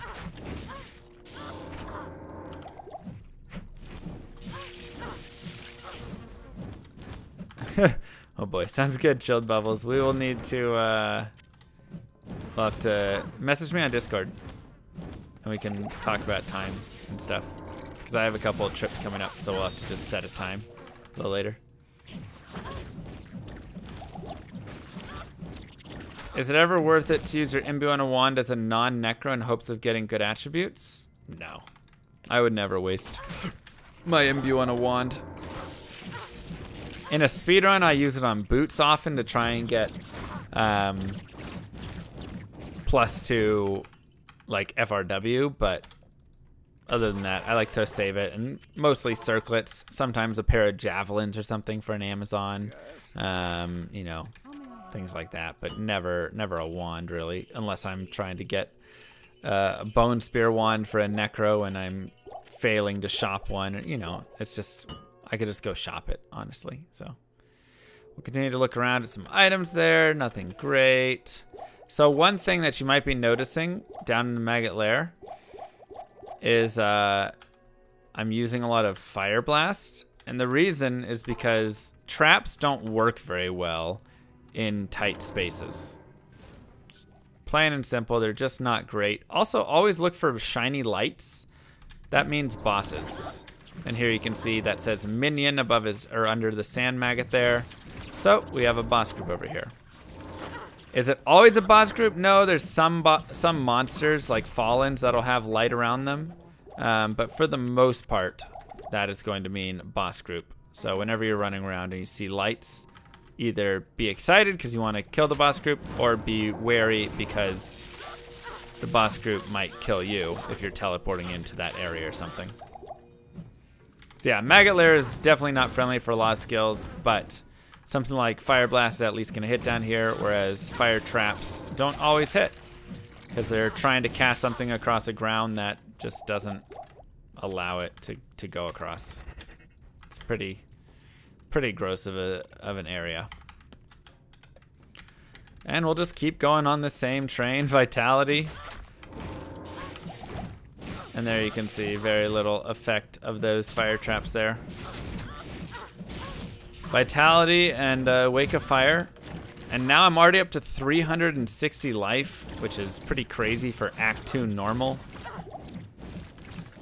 And yeah, so it's just like so hard for this character to die. Sometimes the fire traps work in certain areas, especially if you cast them like right under beetles. I do like casting them when there's any sort of open area like this. This is a great place because it gives enough space for it to move around and cast. What build I've gone on my paladin and pod if it didn't, I don't know. I don't know what I would have ended up with eventually. And you don't have to kill Cold Worm, but feel free to if you'd like. He does have a chance to drop some okay items. So, can be nice. Did I enjoy the Super Bowl, the halftime show? I mean, 13-year-old me loved that halftime show. Ooh, 20 to light res on a ring. So that's even better than this ring right here. Thank you, Gigi. Right? And you might say, what? But this ring has 5 mods on it. That's crazy. But the other 4 don't matter. So the only one that matters is the light res, and that makes it better. However, we will go ahead and swap it out with this ring right now because the FCR over here doesn't matter as well. But now we have an entire FCR setup. So that is actually really useful, and I will keep that all the way through the end game. And that's also a nice charm. Getting some more fire resist and +1 to strength, and now that's a permanent strength for us pretty much. But yeah, we want to go ahead and keep that because, like I said, later on, like let's look at the image again. 30 FCR drops us from 16 to 13, but then you add in the additional 25, that's 55 FCR, and that brings us down to the 12. And we could even go 45 FCR if we wanted to keep some other thing and go be at that 12 breakpoint still. So that's really nice. And if we found another 10 FCR somewhere else, we'd be at the 65. And that would get us to 11 frames. And that would make it even easier to teleport through things or do whatever we need to do. So it's very nice. Yeah, and a great way to look at stats from charms is that they're worth life. And this is the other beautiful, beautiful thing. LMAO that ASAS's in pose. She be like, where my pizza at? Yeah, where my pizza at. You always want to look at stat points as life. What is 1 strength? On an assassin, 1 strength is worth 3 life because 1 strength is 1 less strength that I put in, which means 1 more point in vitality, which means 3 more life, right? So if you get something that gives 10 to strength, that's giving you 30 to life, which is huge. So always be aware of the plus to strength value that can be had and what it means to find a little bit of strength somewhere. And sometimes that strength is inside of you all along, right? What about a 30 to strength Ami? That's a 90 to life amulet right there. Because if you have a respec, or if you're going to be putting on something later on that is worth 30 strength, it's now 30 more vitality you're adding, which is 90 more life. Quick maths.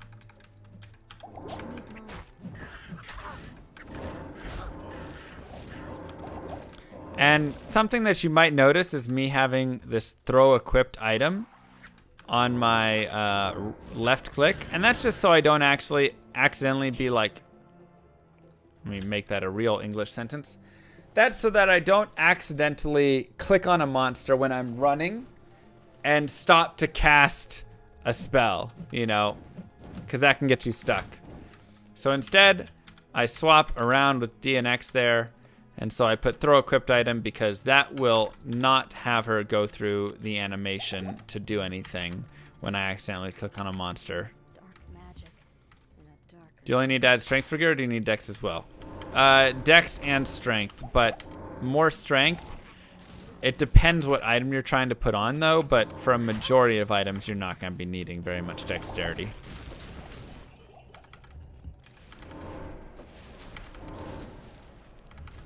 What's the strength bug? The strength bug is when you have enough strength to wear an item only by wearing that item. So for instance, let's say boots have 20 strength on them and you have 60 to strength, and the boots require 80 strength. You find 20 strength from charms or something. You put on the boots. Now they give you the 20 strength. You take those charms out, and now your character has the strength only until they unequip those boots, and then they won't be able to wear the boots anymore, right? Because the boots were giving them the strength. And so what it does on BattleNet is it makes your character look naked. If you strength bug like armor or weapons or things like that, it'll show up on your character's outfit that they aren't wearing anything, anything that's strength bugged, even though they actually have it on.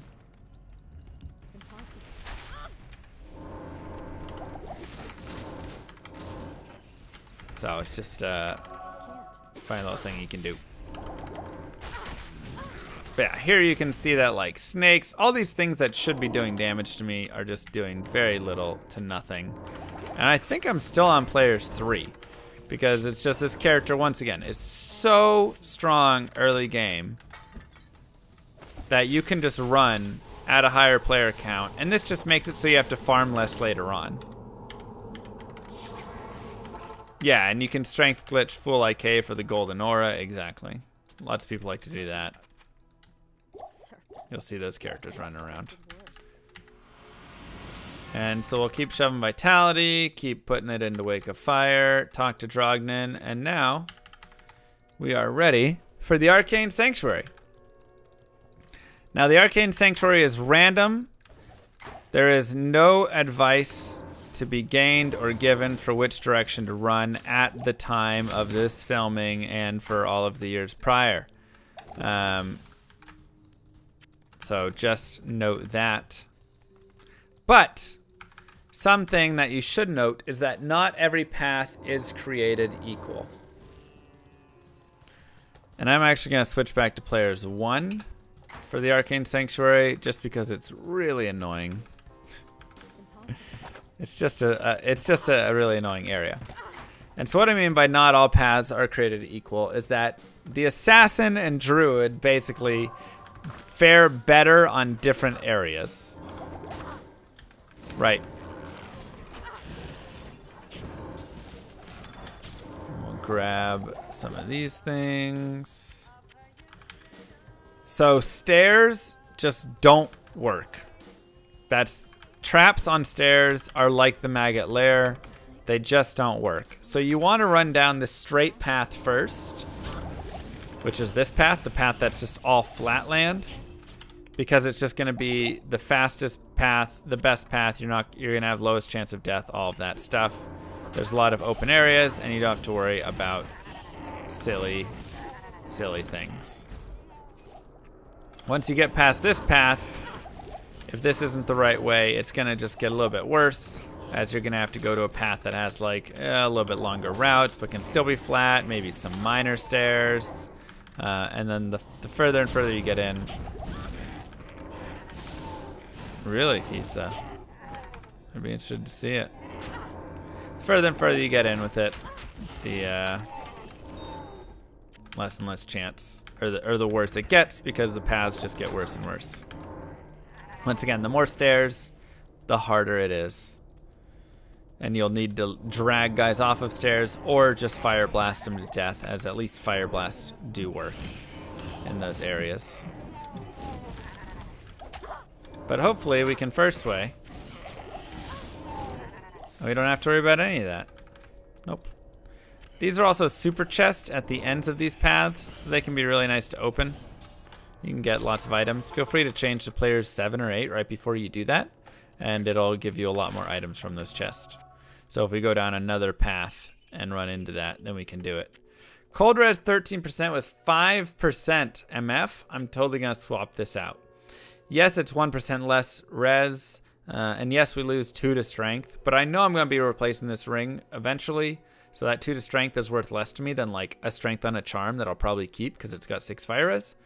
And adding in Magic Find is super nice, especially really early Magic Find, because Magic Find at the beginning of the game is worth a ton. Or just Magic Find, the first Magic Find that your character has is worth the most. It's an asymptotic scale, so it goes like that. So every early point gives you a lot of additions. So now we have to pick another path. We can go ahead and see this is the terrible stair one. I'm not going to go on that one. This one also has stairs and teleports. I'm going to try and avoid that one. I'm going to go on this one, which has the bendy, but at least, like I said, the paths are going to be straight. And if I'm still feeling like I want gold, I'll still pick up some U1s and stuff.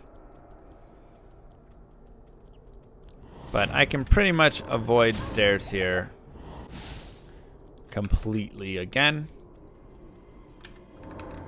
which is really nice.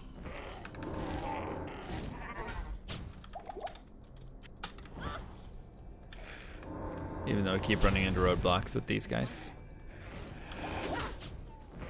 So I like to try and run fast as much as I can, but it can be difficult. Sometimes, and sometimes you have to do a little bit of killing since it's just such narrow pathing. But the nice thing about this direction is you can get a lot of stuff pre-killed before you even get to that area. So, and also a lot of things block themselves. The biggest worry that you really have to have is getting caught on like stairs like I was talking about before, and then a bunch of ghosts come up and block you in from the other side of them.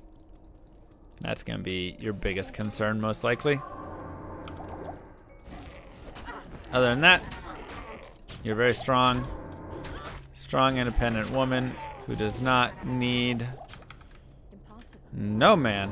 Alright, here we go. We'll kill these things. And now we can upgrade to player 7. And now when I click on these chests, they're going to do player 7 drops. Is there like a min magic find number to consider it worth it?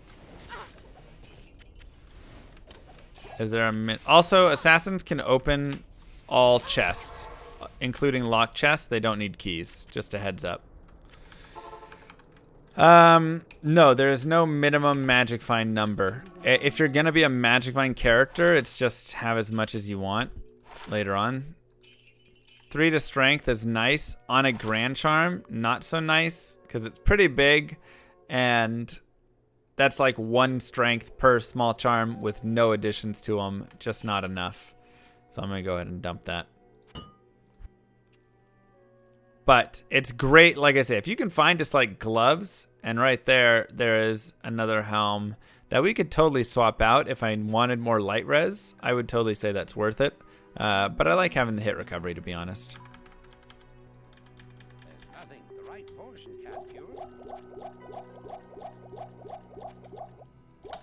So we'll just do that. What's with the player set thingy? That's not pluggy at all. This is vanilla. Join my army of the dead. We'll try this path third with the teleports and stairs. Mr. Llama SC Hey. has cheated 7,361,738,746,353 That was super weird. times already. That whole landing area was so blocked that it spawned me below all of those monsters. That was really nice. Right, and that's what I was saying. It's an asymptotic scale. So the early points are worth a lot more than the later points of Magic Find. So the first 1 point that you add into Magic Find is going to be the best point you'll ever add. Every point beyond that is going to be worth a little bit less, and then a little bit less. Wow, again we got the spawn so far away from the monsters because they were blocking the exit. That's crazy. Rarely find that 2 times. Yes, I saw the amulet. And it is a third way. So we didn't have to go the worst way, but we did have to go one of the ways that's not my favorite. Thankfully we got kind of lucky with it and it didn't turn out too badly. Carol really smart. She knows numbers. That's right. Good job, Carol. And we're going to go to players 5 down here. 1 to 2 cold damage does nothing for us, but is worth a little bit of gold. 7 to light res large charm. Worth it. We'll go ahead and keep that one. We got to go to the moon. The direction here is very important. It's going to go circle, moon, square, sun, double down arrow, triangle, circle over moon. That is the direction and order that it will always spawn in, so you can always know exactly where you need to run to get to the correct tomb. Easy as that. But yeah, I'm going players 5 here because I want to go ahead and try and get some good experience while I'm in here. Looks like we didn't really get the boss groups I was hoping for. It's actually really annoying getting these skeleton bosses, or just skeletons in general. Beetles is what I really wanted. Lots of beetles and ghosts are pretty good for the assassin down here. So,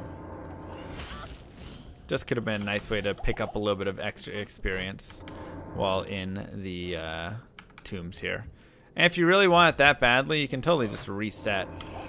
And I like to do resets after I explore a map if I don't explore the right direction and I don't have the boss groups that I want, because then I can just come back in and run around again. But it looks like we do have the correct direction, so we're not going to get too much of that. I'll go ahead and change back to players 1, and we will take our staff out. Now, for those who are scared of Duriel and don't have great cold resist, you can literally just do this. Watch my cold res. Boom, plus 50. And now for every potion I drink, it's plus 50 for 30 seconds. So we have 2.5 minutes now of 74 cold res. And that's just great. And that makes Duriel's hits way less damaging, as you can see. When he hits me, it's not bad. However, being an assassin with burst of speed, we also can pretty much avoid always getting hit by him. And just run around. So you don't have to have too much fear of Duriel, but that is a great way, especially for other characters, to avoid taking a lot of damage from Duriel. Definitely makes him less scary.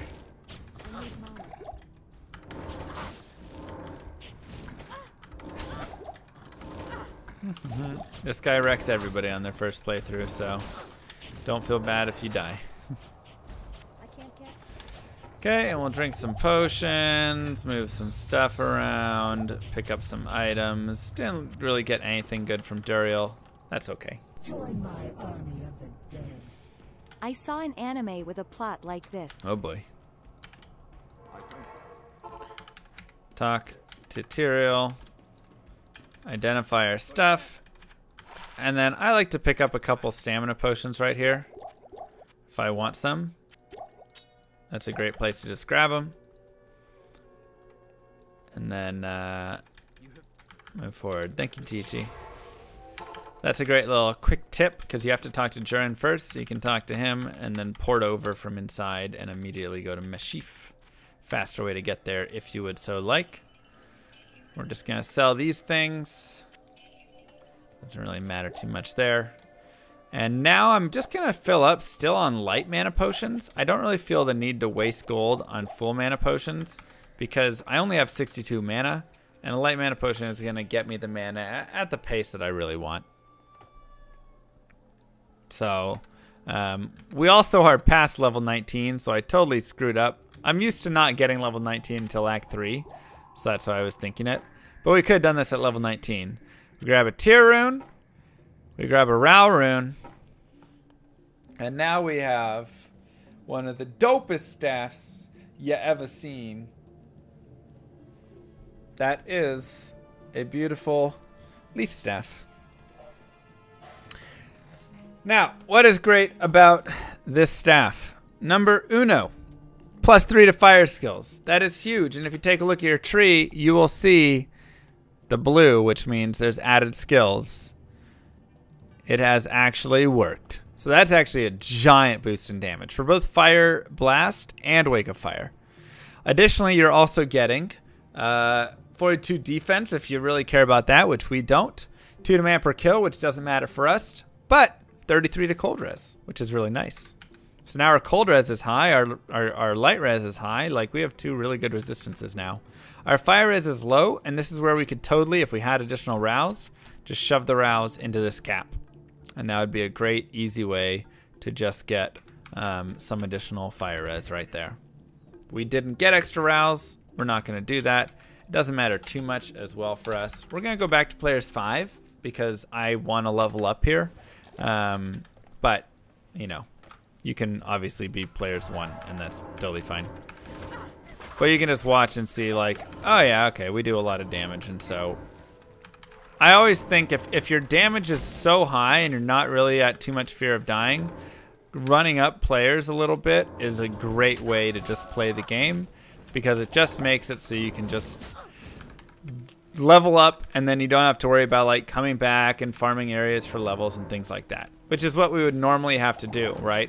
Normally on this character, I'm going to spend in Act 3 until I'm level 23.5, so that way I can get 24 by the end of Act 4, so that way I can go and get 25 on Ancients, so that way I can finally be out of the terrible penalty. And probably a lot of you are saying, what is he talking about? What's the terrible penalty?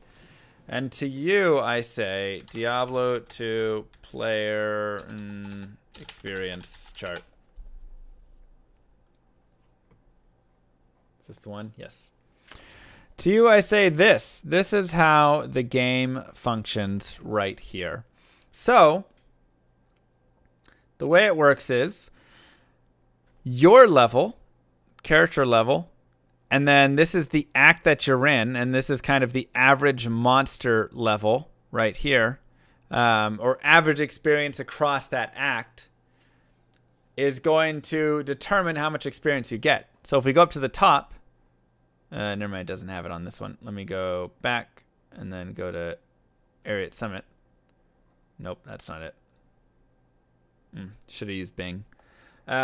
Regardless, basically anything within 10 levels or within 5 levels on either side of you is going to be 100% experience. And then 6 levels, 7 levels, 8 levels, 9 levels, and 10 levels is the maximum pretty much. Everything 10 levels and beyond is 5% experience for your character. So you can see here, if I am level 1 and I go to Act 3, night or normal, this is normal Act 3, I'm going to get 5% experience for everything that I kill, which is terrible. Absolutely terrible.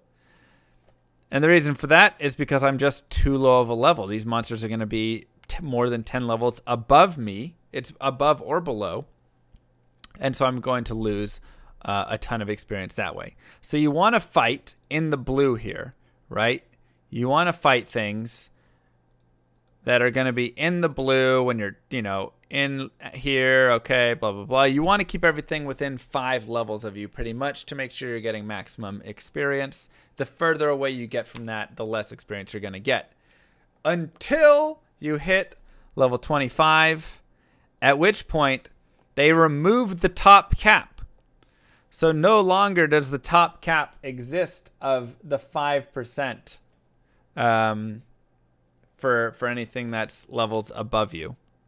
Yes, I'll post this link.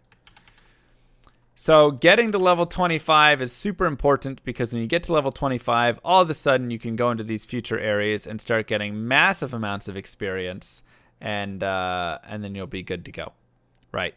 Until then, though, you're going to get this cap, and it's going to just really decrease the amount of experience that you're going to get, and it sucks.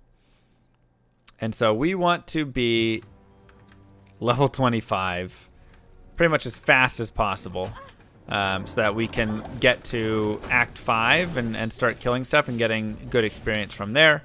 Otherwise, we are not going to get good experience in Act 5 at all. We'll practically get 0 experience in Act 5 when we kill things. Or one might say 5% experience.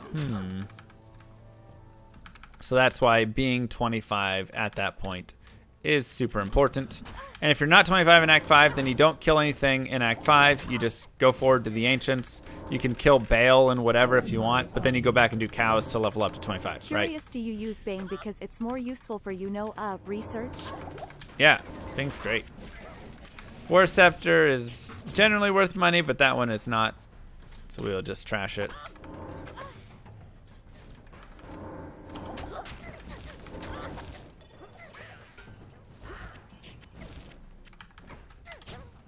Since it had no plus to skills, instead we'll pick up a scale mail because scale mails can be worth good gold. That's all. So there are 3 areas. In Act 3, there's 3 different jungles. Nice, GG. Nice badge. The first thing that you need to see is, well, you're going to have within the Flare Jungle, the Great Marsh, and the Spider Forest, you're going to have 3 entrances. This is 1. Wherever you see those little pillars is an entrance. So 3 like circles. 1 has nothing in it. 1 has a waypoint and the arachnid lair in it. And the last one has the spider cavern. And that's the only one we care about. Also, some of them will have 2 entrances. So you can't base it off of just the entrances. Because you can see this one had an entrance here and an entrance here. There still is going to be a 3rd area. We are going to want to find that 3rd area, as that is going to have what we're looking for. We might run into the Great Marsh or something first, and that's okay. I can set a TP down. This doesn't mean we have to go through the Great Marsh, though. So these are some of the most confusing maps. The biggest reason that they're confusing is they're not set and guaranteed. You might have a Flare Jungle that only connects to the Great Marsh, or you might have a Flare Jungle that only connects to the Spider Forest. Or it might connect to both.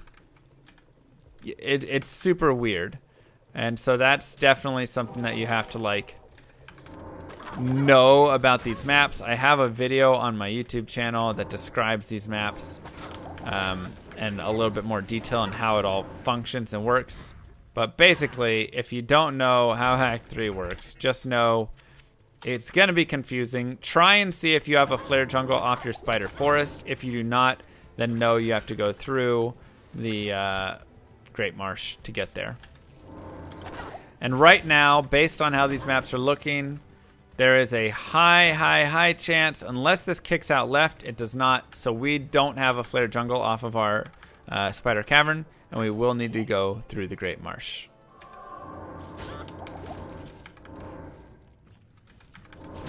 So that's something that we notice. And we need to be a little careful here, especially on players 5.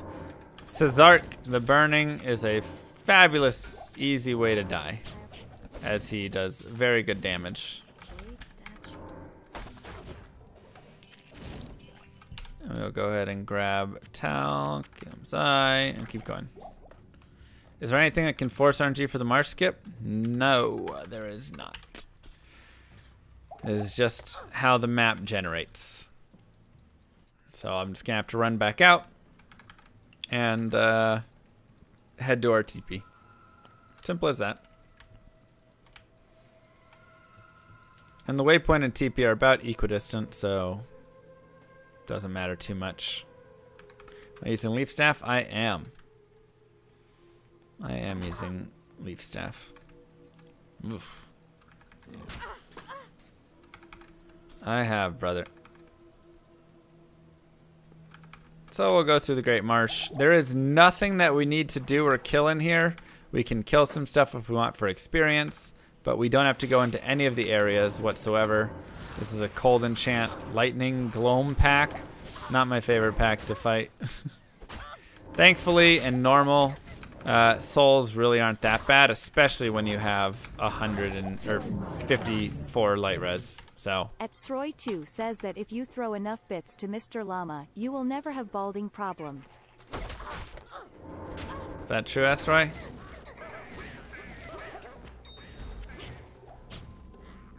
It's a weird rumor.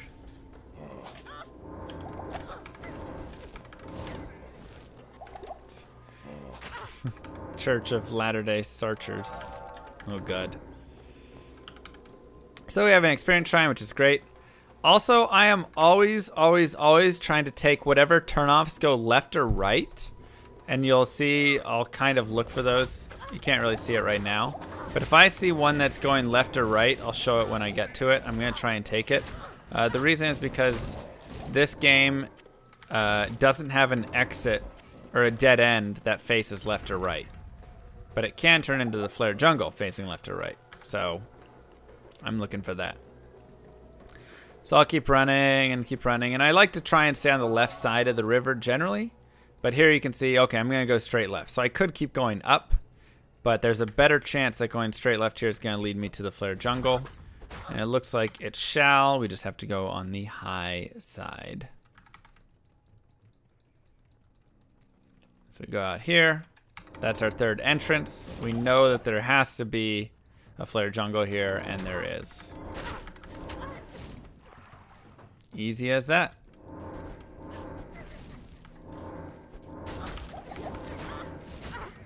And I still have this player's 5 on, which, like I said, is actually kind of great because we're getting so much experience out here. We're already 23, which means we're going to have our 25 by, you know, Act 5, and we will be great. I'll definitely lower the player count down as we start to get around there. But I really don't mind the over-leveling here at all. And I don't really need the gold that much, so I'm just going to pick up this Grand Charm instead. And try to still take advantage of this experience shrine as much as I can while I still have it. This is a fabulous place to farm, by the way. These little dudes, all these soul killers and little flares are just wonderful, wonderful experience. Highly, highly recommend. I wish that I had even more of them out here. So this is a great place to just come back and farm if you do want to get that push towards level 25 or 23, 24, whatever you're going towards. Killing this and then killing Serena and other bosses kind of in the later portions of Act 3 can be really nice. And of course you can also do like some tomb runs and things like that. That can be another nice place, especially if you boost the player count there as well. Okay, so we'll go ahead and identify some stuff and get some more mana potions. 1 to 2 cold damage, like I said, isn't a lot. 7% faster run walk is really nice. And I'll go ahead and use it for a bit. This might be something that I'll trash later as we have a lot of faster run walk. But right now it's not bad at all. 9 to life on a Grand Charm is, or on an amulet's just not worth quite enough for me. Fire Res 12 and 1 to life. And Fire Res 14. Those are both hard. I would say Fire Res 14 is better than the 12. And I'm gonna probably place it over this for now. That's really tough. You could take any combination of these. I'm just doing it to boost my fire res a little bit since fire is a high damage in this act. But we also have 3 Tau runes, and y'all know what that means.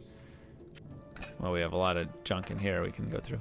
We can morph it into a Rao rune, and we can now put a Rao rune on our head and get 30% fire res, which is really nice. So we'll keep this ring. And we'll go ahead and sell the stuff in the cube as we don't need that. And 12% MF is nice on boots, but I'm not going to put 50 strength just to do that. And I'll actually go back to the light mana potions here. And we can go back to the Flare Jungle and kill some more dudes. And so now we have 57 fire res, which is going to make it way easier for us. And if we stand in the fire of one of these fire breathers, or when we get to Act 4 and there's Venom Lords, and there's so many like fire sources that can really just one-shot us almost. I mean, probably not one-shot us with this much health, but they can do a lot of damage very quickly. It feels a lot more comfortable to have a little bit of fire res. I spelled assassin wrong, did I? Where? Oh. You're right. Thank you.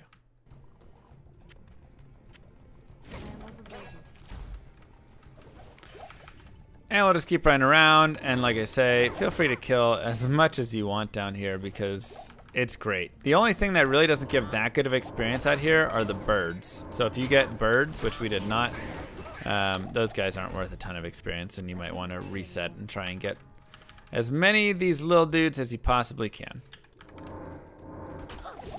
Why am I ignoring the statue quest? I'm not. I'm going to turn it in later. How much for a classic man versus stream? Classic man versus stream. Like an older one that we've done, or like play it through classic Diablo 2? I don't know. I would have to do some formulating on that one. So we'll go ahead and do this quest, get the Jid bin right here, and then we can take this back and restock on mana potions.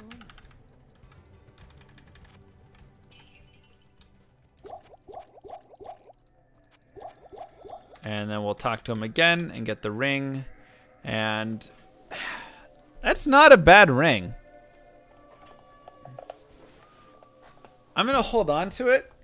Dex is whatever. Okay, 4 to strength is nice. You know, that could maybe help us wear something later. 9 to mana is not bad. 11 cold res is okay. It's not a good ring, but it's not a bad ring. And we really have a lot of options here. This gives us some cold res options. We've got some more light res. We've got some more fire res. So we can start kind of stacking resistances into areas that we need to have those resistances. Let's leave a TP and move forward so we can get a waypoint and come back here. So that's always really nice to just have there, right? Just be able to go, okay, well now I'm moving into an area that has high fire res, so I want to put my fire res gear on. Now I'm moving into an area that has high cold damage, so I want to have cold, right? That sort of stuff. Yeah, it's not a good ring, it's not a bad ring, it's a ring, it's a situational ring. You could argue it in any situation.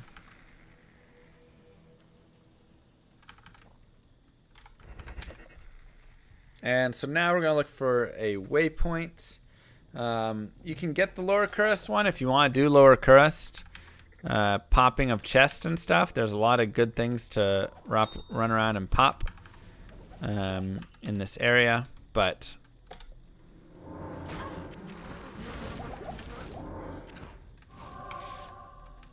there we go. I don't really care too much in normal to pick it up. Generally something I'd rather pick up in Nightmare or Hell, where I can start getting like skiller Grand Charms and better runes and all that stuff. How much playtime it takes to get to 99? Like a month, unless you have a dedicated online group that's helping you, and then you could probably do it in a couple weeks. But like, they would have to be really helping. Even then, 2 to 3 weeks. Yeah, we'll eventually go into light traps.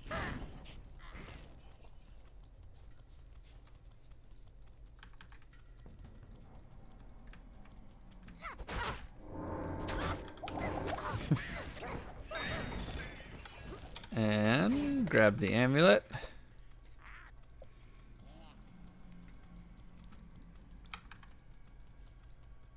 And we will go to level 3. So level 3 has set maps. You just have to know what the maps look like and run the patterns on them.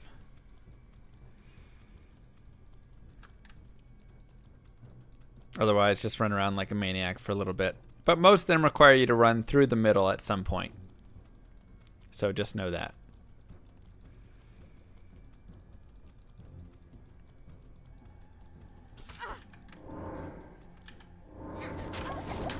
Always nice to kill a boss. He is fire immune though, so we will avoid him.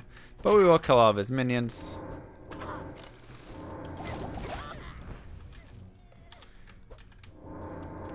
And grab the brain. Out of teepees. Good evening.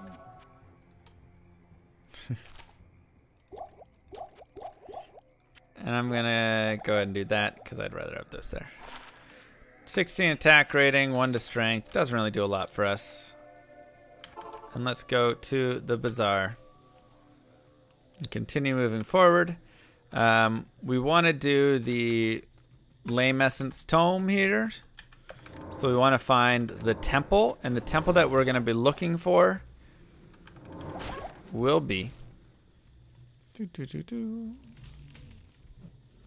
the one, I'm just trying to face it to show you. The one that's facing not this way. You can see this temple is facing to the bottom right.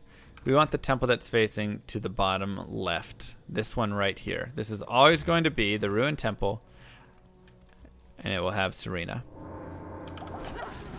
She is a wonderful person to farm. If you ever want experience, come down here and just kill her. You'll get great experience, and this is a great way to level up. But then you also get the tomb.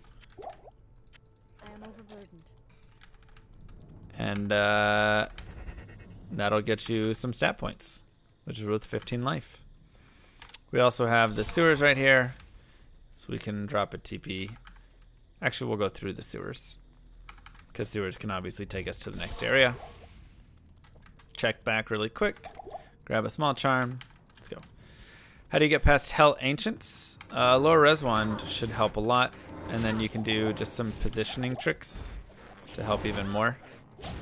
But you can also just run around like a madman the whole time if you really want. And we got lucky. Ran right into it. Buy a merc to tank. I mean, you can buy a mercenary to tank if you want.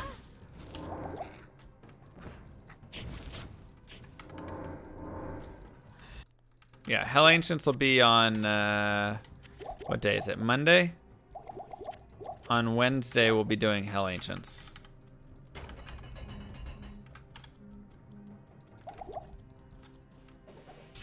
I am overburdened.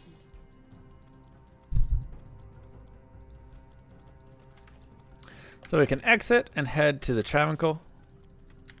We are almost 25, which is beautiful, as then we don't have to worry about that penalty anymore. And we don't have to worry about farming up. Am I still in Alaska? No. That was a couple weeks ago.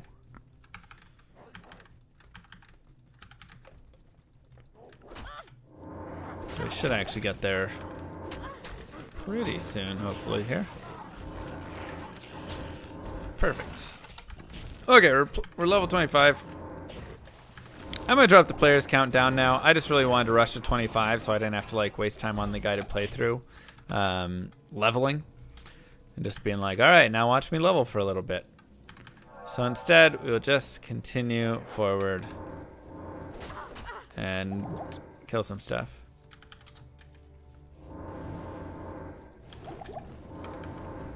Try not to get cursed by these guys, but it might happen. Get him flail. Oops. Feel free to grab that waypoint if you feel a little scared, off to the left. Most of you guys probably know where it is, but like Travancore can be dangerous. They can actually hit for a good chunk of damage. So if you ever do feel worried about it, just come over here first and grab the waypoint before you go to the Travancore. Nice, easy thing to do. And you don't actually have to kill all of them, despite what it says. If you're online, you want to kill all of them, but offline, you don't have to worry about that. Ooh, and the leveling actually did mess us up for getting a teleport staff as well, because I forgot to do that early. Oh well, we'll do it later. Or we can do it after this. More vitality. The waypoint is off this way, so once again, if you wish to get the waypoint for normal Mephisto, you can totally like go look for it over here. It's not that crazy to get. Sometimes it will do this. Notice that I cannot click on the waypoint. If that happens, go to town, come back, you can click on the waypoint. It's a weird bug. It only happens in like 5 locations or something, 4 locations. Jail, catacombs, durance, I want to say like glacial trail or crystalline passage. No, one of those frozen ones maybe, and maybe one other place. But there's really not a lot of places that's going to happen. If you do drag one of these dudes over, make sure you kill him before Mephisto gets too weakened, as these guys will heal Mephisto, and it's pretty annoying. Also, make sure you set a TP. We do have a lot of life. Mephisto is not going to one-shot us, especially with all of the resistances that we have. But, just in case you die, you know, it can be helpful. So we'll kill Mephisto. And we can grab some dudes. And I'll go ahead and go back first and sell a couple things here. Yeah, we're just doing normal today, nightmare tomorrow, and hell on Wednesday. Mill of Bregas is really nice. This gives us 20% MF. You can totally use this on a swap if you have 45 strength to just get 20% more magic find whenever you kill a boss. Additionally, we have this armor, 41 strength, but it's got some nice mods. This could be good for a mercenary if you want to get a mercenary at this time. And maybe we'll hold that for a mercenary just for some fun, right? Because we're going to need a mercenary eventually for a tiny bit of time. I am overburdened. And we'll go ahead and put this away. Oops, I didn't want that. Let me try it. Okay. So now I can move forward and we can do some fun things. First thing we'll do, we'll identify there. That's not worth a lot. Let's go get a mercenary. We're not going to really use him much, but we will need him for a couple of fire immunes. So we'll get Hazade. And that armor is also not terrible. That could be fine. We have to go and fetch those quests that we just got. That's right. So we will do that. And we will trash these things here. We can go ahead and pump this stuff up. 1 to 5 lightning damage does nothing for us. We'll do that. And I actually want to pick up a nice pike for Hazade. So pikes are really good damage. And so just grabbing a pike for him is a super good way to just boost him up. So we'll do that. And now we can go back to Act 3 and turn in all of our quests. And at this point, you can also just exit and read start because we need to talk to Mashif. It's a faster way to get there if you want. BYD here gives me determination to donate more. Thank you so much, Gigi. Thank you, BYD. So now we do that. First, we get 20 to life in the form of a potion. Next, we get another 15 life. So that was a 35 life swing right there just by doing that. Additionally, at this point, we can start shopping for a staff that has plus to teleport charges on it. If I was under level 24, this would be better. Unfortunately, I am over level 24, and that is my own fault. I'm now 25, and that's going to make this shopping a little bit worse for us, as I can no longer just look for staves that are red. I now have to look for staves through all of the staves and just look for teleport charges. Note, I am saying teleport charges, not plus to teleport. Yes. Okay. Teleport charges. So like that says Nova charges, we want teleport charges. Good day. Simple as that. And so we'll just run through these things. That one had +1 to teleport. That's for sorceress skills. That's not what we're looking for. Yes. We will find it. That's teleport. Glacial spike charges. And so this can take anywhere from first try to 10 minutes. Fresh meat. Never really know. Corian Garrett gifted a tier 1 sub to Grumpy Pancake RL. They have given 52 gift subs in the channel. Thank you so much, Akorian Gary.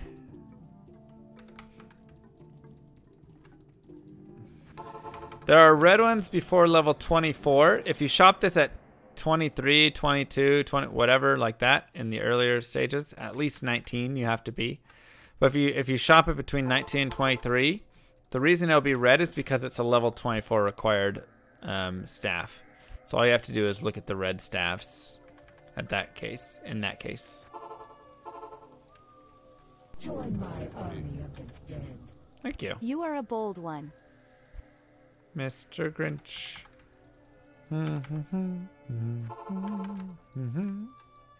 Yes. So like I said, we kind of ruined that piece for us a little bit because we leveled up so much earlier. What charges were on that? Fireball. But that's okay. Hello. If you're watching on YouTube, feel free to skip ahead a couple minutes until we find this. It's not anything crazy exciting. It's, you know, some quick teleport shopping. But this is going to be very, very important and helpful. That was telekinesis for us throughout the run.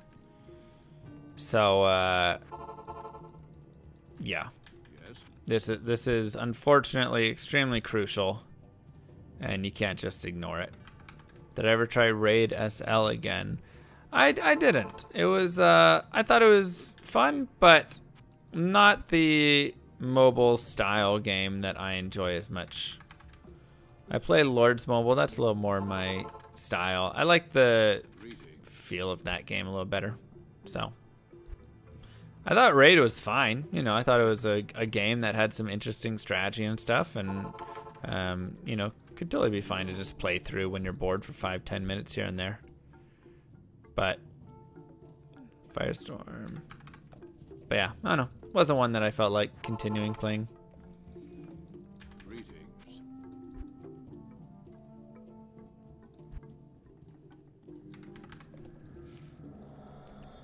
Why is having teleport charges so crucial?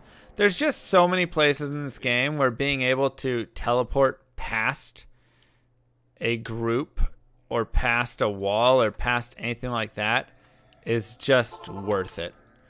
Like, it's so good and so valuable. It's not 100% necessary.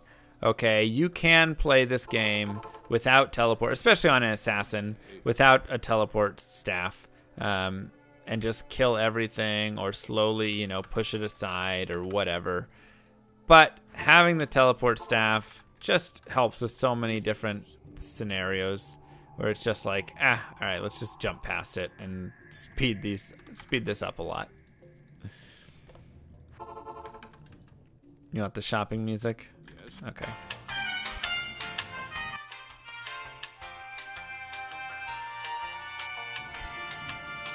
Teleport. All right, for 206,000. Rip. That hurts. 3 to chain lightning. That hurts a lot. So the cheapest that you're gonna find it is about 16,000, and that's if it comes by itself. You can, however, find it for 57 and different things like that. So, okay, that'll work. All right, so now we have teleport charges. So we can go ahead and put that there and move to Act 4.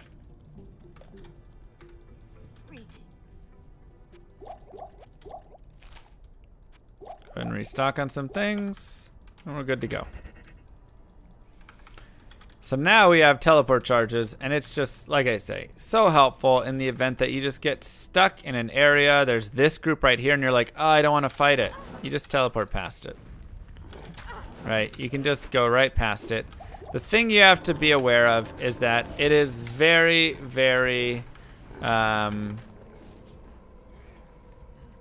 what's the word? Expensive to use teleport charges. Every teleport charge costs like 2,500, 3 grand, something like that. And you can see I only have 21 grand. So I have to be, you know, a little cautious in how I use the teleport charges until it kind of goes on. So as it continues and I start getting more and more gold, I can be a little more open with them. But to start, I need to watch out a little bit in how I use them, so I can't just teleport like a sorceress everywhere. But an Ort Rune plus a chipped gem in your cube will restore the charges for free. So that's worth about 75 grand if you have spare Ort Runes and chipped gems. So once again, in the early game, we don't have any spare Ort Runes, so we can't really do that. But if we find 2, 3, 4 Ort Runes later on, we've already got a Lore Helm or whatever stuff we need, our Ancient's Pledge. Yeah, sure, why not? So now we're just gonna kill things. We're gonna kill Isual as we kind of move along, because Isual has a very high HP pool, very high.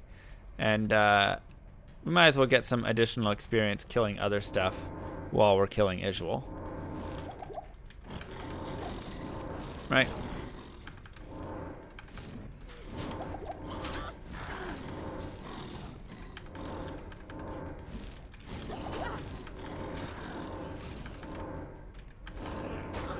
Easy as that.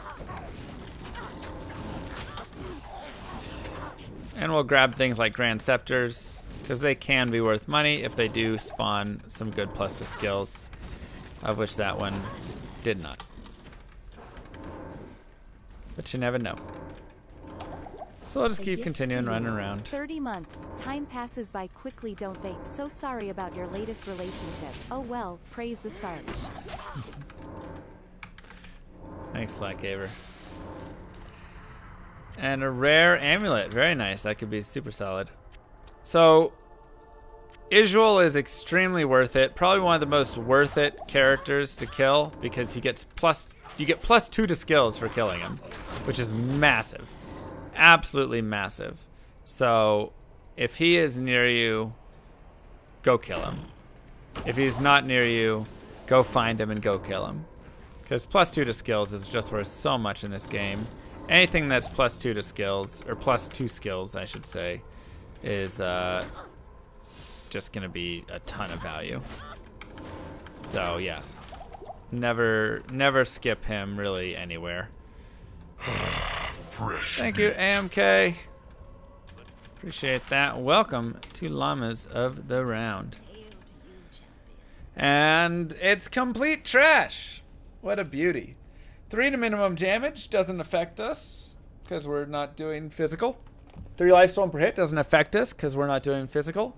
Replenish life 6 is okay, but tiny. Poison res and 9% damage taken goes to mana, which could be like minorly okay for us, but not really what we're looking for. So let's go ahead and just get some mana potions filled up here and continue forward. It's unfortunate. Unfortunate amulet right there. So we have the City of the Danged, and now we just go to the River of Flame. If you want to get some extra gold and also have some chances at some good gems, doing the Forge is really, really nice. It doesn't matter what level you do the Forge at, but it just can be worth a lot for you. So highly recommended, as you can just get 30, 40 grand out of it pretty easily. And then also you have a chance to drop a rune that could do really well. And if you're on ladder, or if you've enabled ladder rune words, maybe you get like a spirit for a character or something from getting an am rune if you get lucky, whatever. So there's a lot of like different ways that it can be beneficial and all of that. But otherwise, you can just run through. And the later forges will be worth more, of course, because you can start dropping runes that really start to make a difference. Like you can drop, you know, an rune or an Ist rune or things like that. That can be really, really nice. But we'll just grab River of Flame and make our way through. And this is also an area that I'm not a huge fan of, just because there's like a lot of small little gaps in between, and sometimes traps don't always work. So this can be one that you also just kind of teleport into the Chaos Sanctuary if you don't want to spend too much time right here. You can just say, forget about it. I just want to, you know, teleport in. I'm tired of running and dealing with all these dudes like this. Let's just teleport. Easy ways to get yourself in there. And also over here, you can get into these really like narrow gaps where you can get surrounded by big baddies, and maybe you're not doing quite enough damage to them and they're like over here and over here. Having some teleport can be super, super helpful to escape situations like that.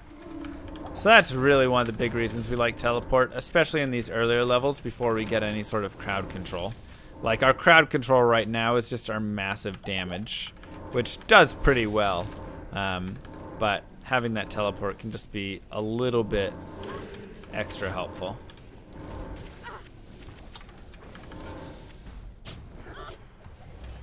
There's a Grand Scepter, so we want to try and get some gold off of that. And then also this right here is a tough L shape, or just a tough shape, since it spawns the boss over here and there's no escape route. So first off, you can just kind of hang over here if you really want. Drop some traps and then just avoid. Let your traps do the killing. BYD7, need lots of emotes. But additionally, you know, if you don't want to do it this way, you don't want to cheese it as much, you can just teleport across over here, and then you're good to go. So we'll head back, we'll identify items, we'll pick up our plus to skills. We're just going to shove those into Fire Blast, as a higher Fire Blast is more damage for us. We'll sell that, 10 FCR, but the 48 attack rating does nothing, and we already have 2 FCR belts, or rings, so I don't care too much about that. But we got some really nice gold out of that, 40 grand, which is really helpful. Put that away. And now that those baddies are dead, I might actually want to pick up this scepter and staff. Could be worth some money. We'll run over here, and we're just gonna drag him. He takes a long time to kill because he just has really high fire resist. And he's got spectral hit and stuff, so he takes a long time to kill. So generally we just grab him, drag him around, and kill the Sace and everything while we've got him on our tail. And we just kind of kill them together. And he actually has super high fire res in this game. Usually he'd be dead by now if I'm level 25 with Leaf. So he's actually really, really high. Some games his fire res is just like insane. It's ridiculous.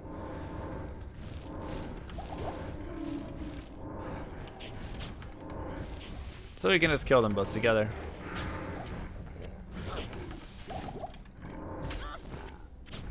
Or just drag him towards the third boss. He'll eventually die. And killing stuff in here is not awful. We do get some experience still. I'm not going to grab any shrines in here right now, as that would be a great way to die.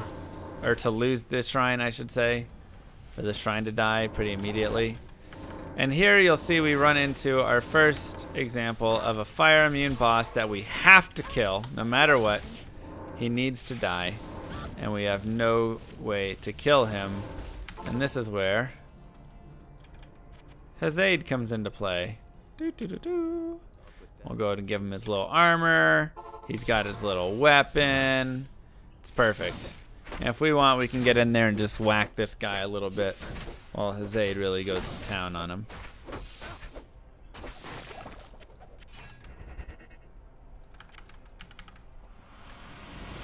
Oh, we haven't been clapping. We'll give ourselves a clap here. But we can save this experience shrine now to be used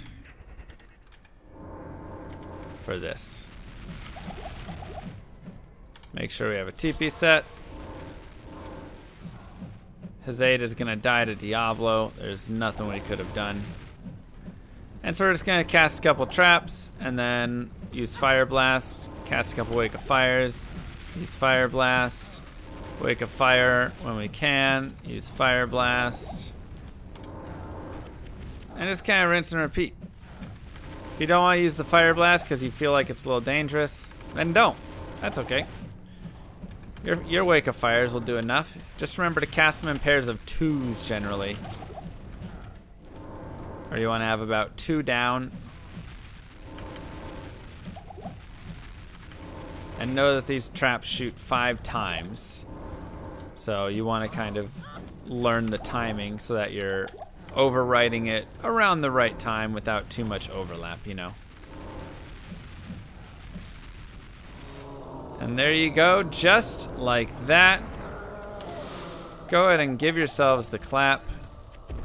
You have now completed Act numero 4. Good job. Well done, chat.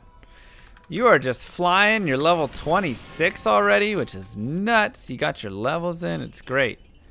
4 to dexterity. If we like dexterity, that would be wonderful. 6 to light res. On a large charm is not my favorite. We'll go ahead and keep it for now, though. Also, you could totally keep that topaz if you wanted to do some like magic finding a little bit later. I don't really care too much with this character, but if you do, I love keeping every topaz that I get, and then you just morph them all together until you make perfects, shove them all into helms and armors and stuff, and you can just add a little MF to your play pretty simply. So would highly recommend doing that. And let's go ahead and head to Act 5 here. Let's continue with Vitality, continue with Wake of Fire. We'll go ahead and resurrect his aid. Pretty easy there. He should be able to stay alive because we're going to be moving pretty quick here. Shouldn't I do the Soul Stone?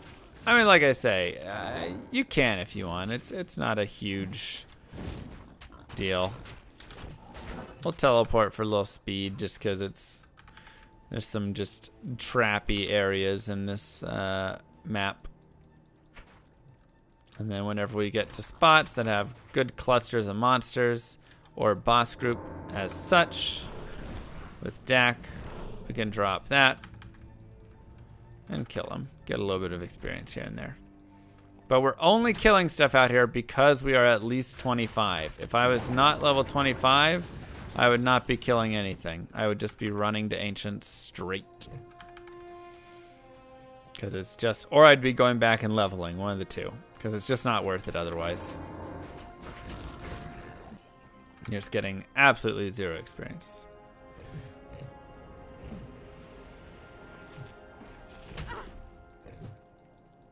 Yeah, and doing this also gives us the chance to glitch his aid, which doesn't look like he glitched yet. But there's essentially a mercenary bug that will cause his aid to become untargeted by monsters, which is really nice. And there's another one of those shields for 20% magic find if we wanted that. But once again, I'm not going up to that strength, so I'm okay. Does that happen only with his aid? It would happen with any mercenary that you get to poof like that. All right, so we got a circlet to check. One to elemental skills for the druid. Brutal. Still gonna be worth some gold. We have a rare belt, and that has 15 fire res on it. Yes, please. 2 to strength as well. Nothing else really matters on that belt. But actually, chance to cast level 3 Frost Nova does matter. That's actually really, really nice. That's one of those things that can kind of save you in a tricky situation just kind of randomly.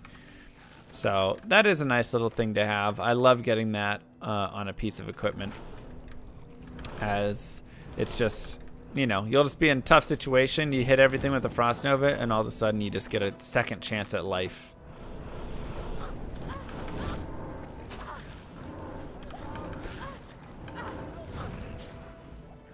But circlets are always great because you can get that plus to skills on it, and so we could have picked up, you know, plus to traps or something, and that would have been really nice. So we're gonna save all of the barbarians. Sometimes there's 2 in a row, sometimes it's just 1. Mr. Llama SC has cheated 7,361,738,746,352,836 times already. Seems slightly inaccurate. We'll grab the experience shrine, as why not? And we'll save our last set of barbarians. Make sure you stand next to them until they open a town portal. Sometimes they don't like to open a town portal, and if you run away and save them from too far away, then they're not actually ever gonna come out, basically. They'll stay in their cages with the fence down. It's really dumb, but is what it is.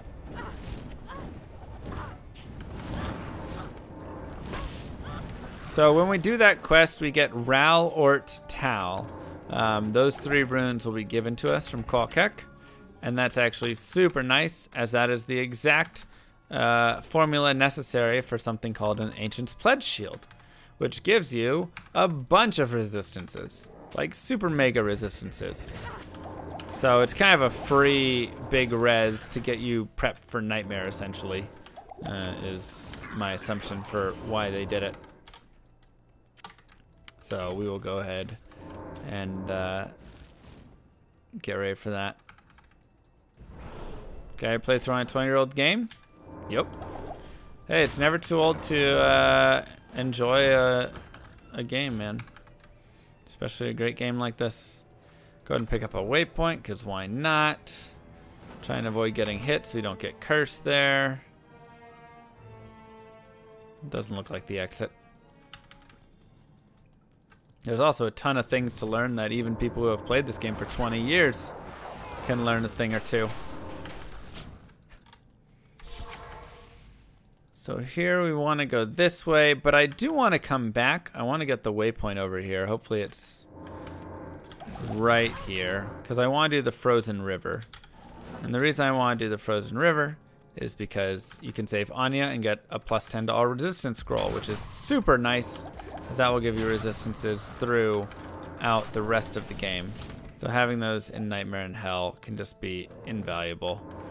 An extra 30 all res by the end of it when you do the quest 3 times.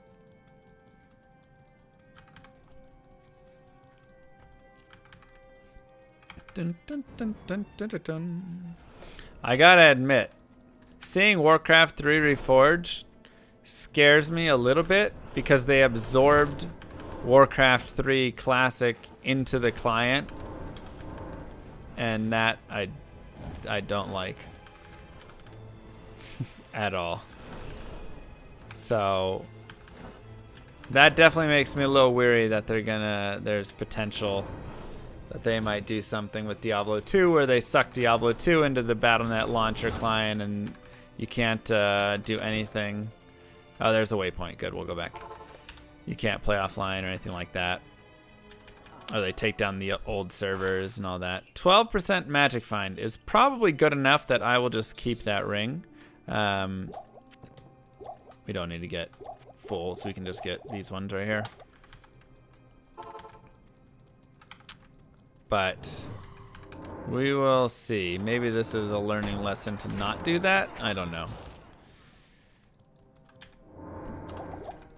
I don't know. But yeah, if they were gonna do something like that, I'd rather they just not touch Diablo 2, to be honest.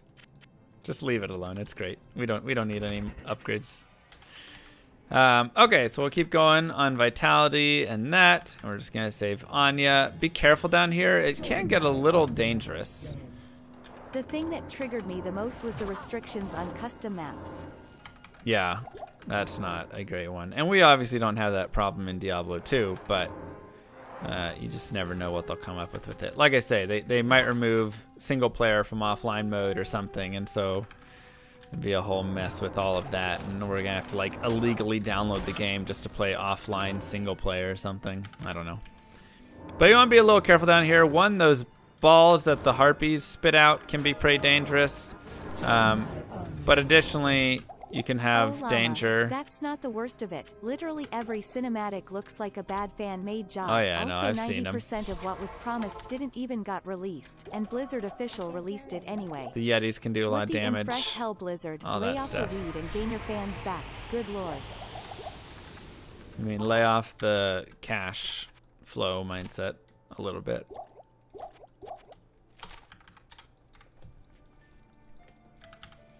So, yeah, there's just a few things. You can get souls down there as well. So there's some things that can do some damage. And especially when you get to Nightmare in Hell, it'll start to really get dangerous down there. If D2 was remastered, you could bet mods like Path of Diablo would be toast. Also, Evening Llama. That would be the scare, is that they would somehow try and make claim over every mod or take them all down or anything like that. SC1 remastered is good though. SC1 remastered is how remasters should be done. So they're like 1-in-1 now, you know? SC1 was a fantastic remaster. I love it.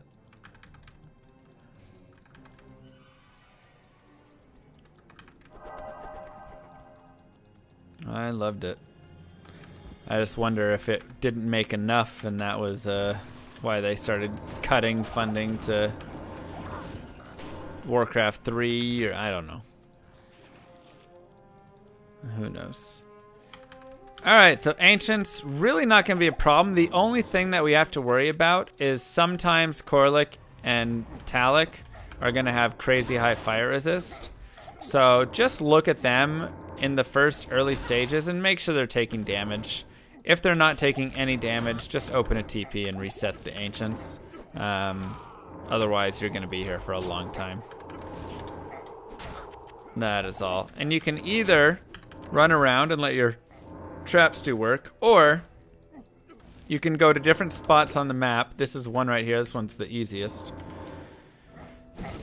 And just have them come stand on top of you here, and Talik won't spin on you anymore like this. Kind of stinks that he has cold damage, so he slows me down a little bit, but you can sit here and you can cast Fire Blast and Fire Traps, and it's pretty easy. You don't have to worry about getting spun on. So that's a safe spot. Also, right up here is another spot. If you get right up on the stairs, like in this little corner, right there is another spot. Yada yada yada. It's a few of them. Is it me, or is this game easier on the female characters? I mean, Paladin is pretty not too bad. Necromancer is pretty easy, to be honest. I don't know. The female characters are more about, you know, big power, like elemental, I guess. You got Javazon, you got Sorceress, blah, blah, blah, whatever. So they're very, like, elementalish, but... Did you just assume Paladin's gender? I apologize.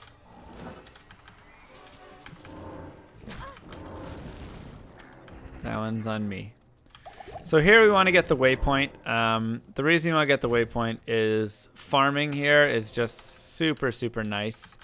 As an assassin, you don't have to farm here if you don't want to. And also, like, I could boost up the player count again to, like, you know, all right, let's go to players 3. Right, something like that.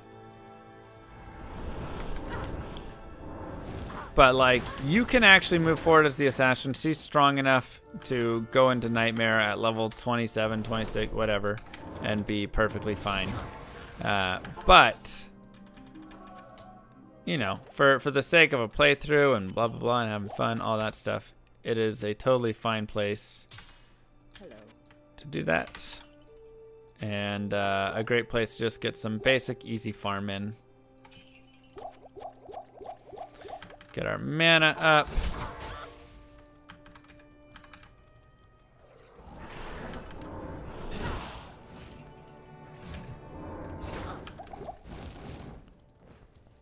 And let's get the throne. There it is.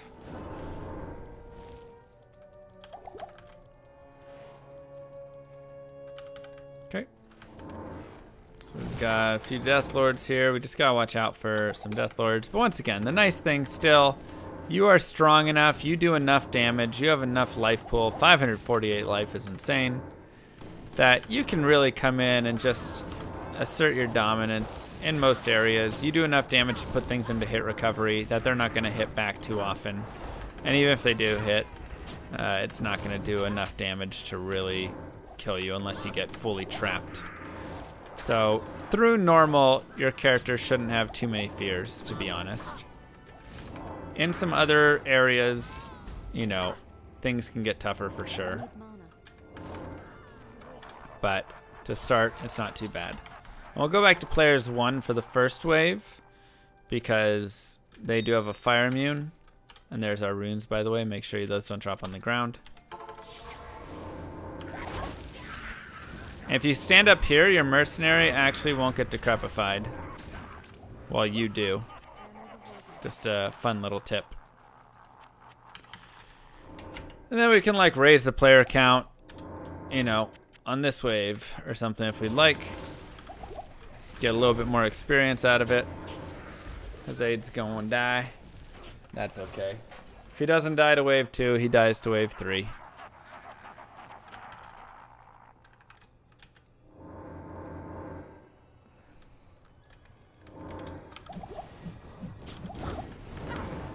And then just be careful not to get immediately stepped up on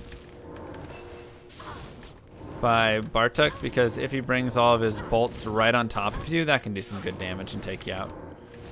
So just kind of try to avoid him. And I have 70 light res, so I'm not really that worried right now. But especially if you have lower lightning resist, it can be a little bit dangerous. I'll go ahead and lower us back for wave 4 here, as this one can take a little bit longer to kill. I probably could have left it at players 3 if I wanted. We are 29, so our damage is pretty high. But whatever.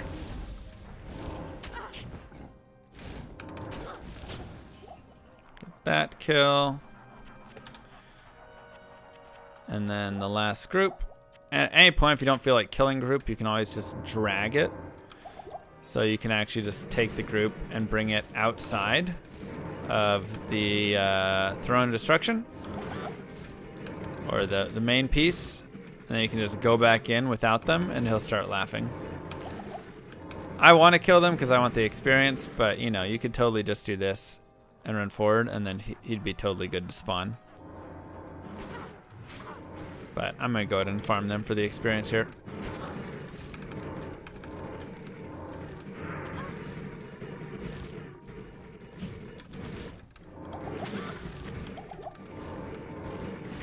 Yeah, the assassin blazes through normal. She's very fast. Her burst of speed especially helps a ton. We will switch lightning traps, but that's middle of nightmare, so no need to worry about that right now.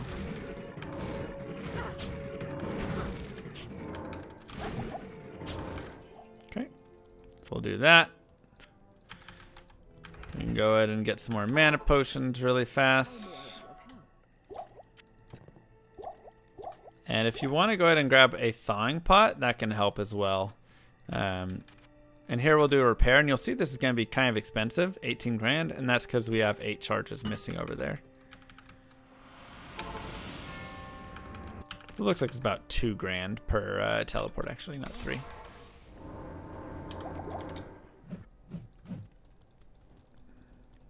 Where did he go? Oh, all the way back there, okay. So you want to avoid getting hit by his cold wave.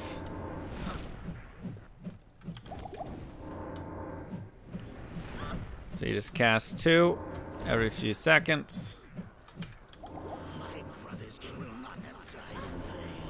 And if he does pop a clone, you can either make the clone disappear, and to do that you just need to run away from him and the clone. Get a decent distance between yourselves. Even when you have a penalty? I like to go to Mala, buy something, come back, and then come back, and the clone will have despawned. Does slash players affect experience even when you have a penalty? Yes.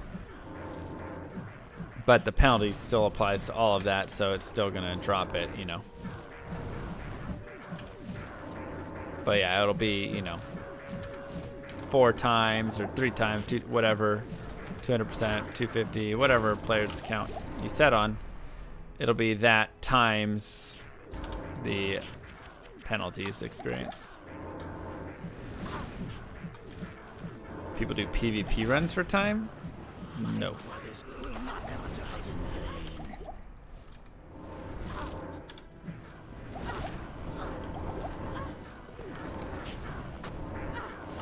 Okay, not a huge worry here, as once again we have so much life and so much damage that we can take Bale out.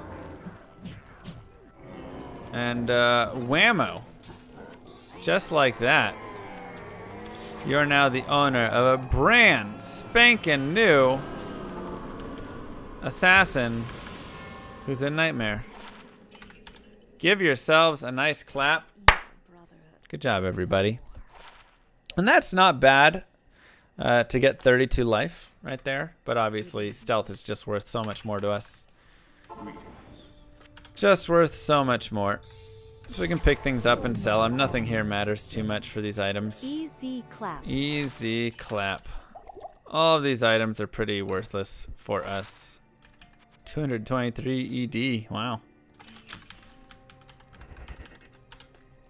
And so at this point, what we're going to do is we're going to go to Act 2. And we're going to get a shield. And you want to get a 3 open socket shield. Now, you can either just find a 3 open socket shield by refreshing Act 2 over and over again. So you just come here. And I would recommend you do this unless you're not going to play the character again, like shortly after. Right. So like when I finish this character, I'm going to be done with it. So I wouldn't mind wasting my socket quest. But for most people, there you go. So it doesn't take long. You can just get it there. Those are nice boots. I'll go ahead and grab them because I don't have boots at all. So like that's something. for most people, it's going to be save that, then you get to save your socket quest. Otherwise, you can grab a large shield, take it here to Larzik, add sockets, put the shield in, add sockets to it. It'll get 3 open sockets, right? And all I'm going to do is I'm going to go Ral, Ort, Tal in that order, and it makes an Ancient's Pledge. Cold res, light res, fire res, poison res, all 48%. Cold's 43, but whatever. Amazing, amazing, amazing resistances. You also get a little bit of damage taken goes to mana. Super Pog, only 34 strength. And so we can just get 34 strength super easy. You know, I can come in here and just go back to normal really fast if I want. And let's do players 5. Sure. Go the World Stone. Kill a couple things in the World Stone. Get some experience. Yes. Damage to mana does not mean the damage does not hit you. It just means you also get mana for 10% of the damage taken. So if you take 100 damage, you will still take 100 damage and also gain 10 mana. Okay, so this should do it right here. And Demonite Sash is also really, really nice. And there we go. We leveled up. We put all of that into strength. And now we can put on 1, our boots for a little more light res and some magic find. And 2, our shield. We don't need to wear it yet because we're using leaf. But this shield is what we will eventually be using. So when we switch to light traps, fire skills don't mean anything to us anymore. So we're not going to use leaf anymore. We can put that aside. And instead, we're going to use Ancient's Pledge and then a 1 that has lower resist charges on it, which we will get later on in part 2 of the guide when we go to Nightmare. So this is going to be used later in, you know, Act 3, Act 4 Nightmare. We'll start using this shield. But, you know, you can use it right now. Why not? Pretty easy. Pretty simple. So that right there is our character. We can go ahead and grab some fun claws here. There were nothing. Pretty trash. Maybe if it had like plus skills, it'd be nice. And we can do a quick review of our characters. So we have these gloves, which give 16 to lightning resist, 1 to strength, 20 light res ring, 15 light res belt, 2 to strength there as well, and chance for frost nova, which I really do like, 14 to fire res, 17 light res with 8 MF, our stealth armor, which of course has the top 3 stats, which are fantastic, our leaf staff, which has fire skills and cold res, a helm that we put a Rao rune in for 30% fire res, and we just never found another rune to shove in there. I could also put like a ruby and get some life or something like that, and this is where doing your forge and things can be good. But you know, I'm fine with just having this right now, and if I find another Rao rune tomorrow or whatever, I'll put that in the helm as well for additional res. Light res on our amulet with some energy. This totals us out at max res for fire and light and 47 res for cold. And I have a Demonhide Sash here, and Demonhide Sashes are actually really nice for an imbue. So if you want, you could totally take this back and imbue this puppy if you don't want to save it. Once again, if you want to take this character to hell and like do a lot of stuff with it, probably save that imbue quest and use it on a diadem much later on. But the difference is you get a whole extra row with a Demonhide Sash, right? And that's worth a lot. That's really, really nice. So yeah, from here, at this point, we're also 5 points in burst of speed, nothing in our martial, everything in wake of fire that we can, and the rest in fire blast. That's because synergies for these. But at this point, and everything in vitality, and I have 34 strength. You can have a little more if you'd like, if you want to wear more gear. 60 is the magic number, I like to say, for strength. You can wear plated belts. You can wear most boots. You can wear a lot of gloves. Like, there's so many items that having 60 strength is going to allow you to wear.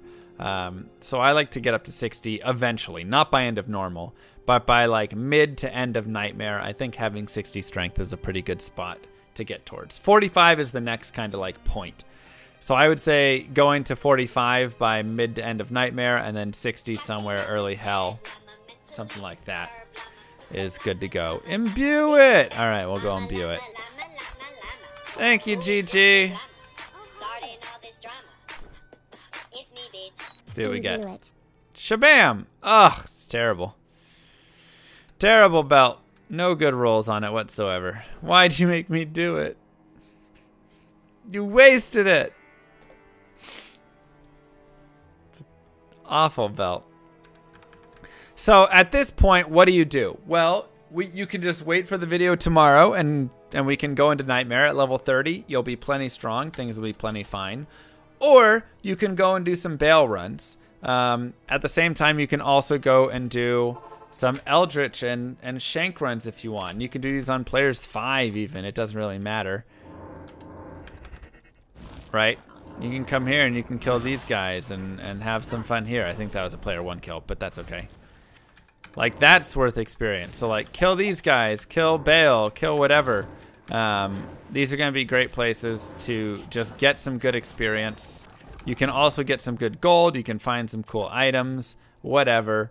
And you can do that all the way up to, you know, even on players 1, you can go to like level 40 if you want. On players 5, 7, you can do that up to like 45 to 50 if you really want. Spend as much time, level as much as you would like. A lot of people, I'd say, on an Assassin probably move forward in the mid-30s. I think that's a general moving forward spot. So level as much as you want. It just makes it easier for you when you do get to Nightmare, because once again, you'll have more damage and more life, and that really helps you out. So with that, thank you everybody for watching. I hope you enjoyed it. And yeah, I'll see you guys tomorrow. Peace, YouTube. Mwah!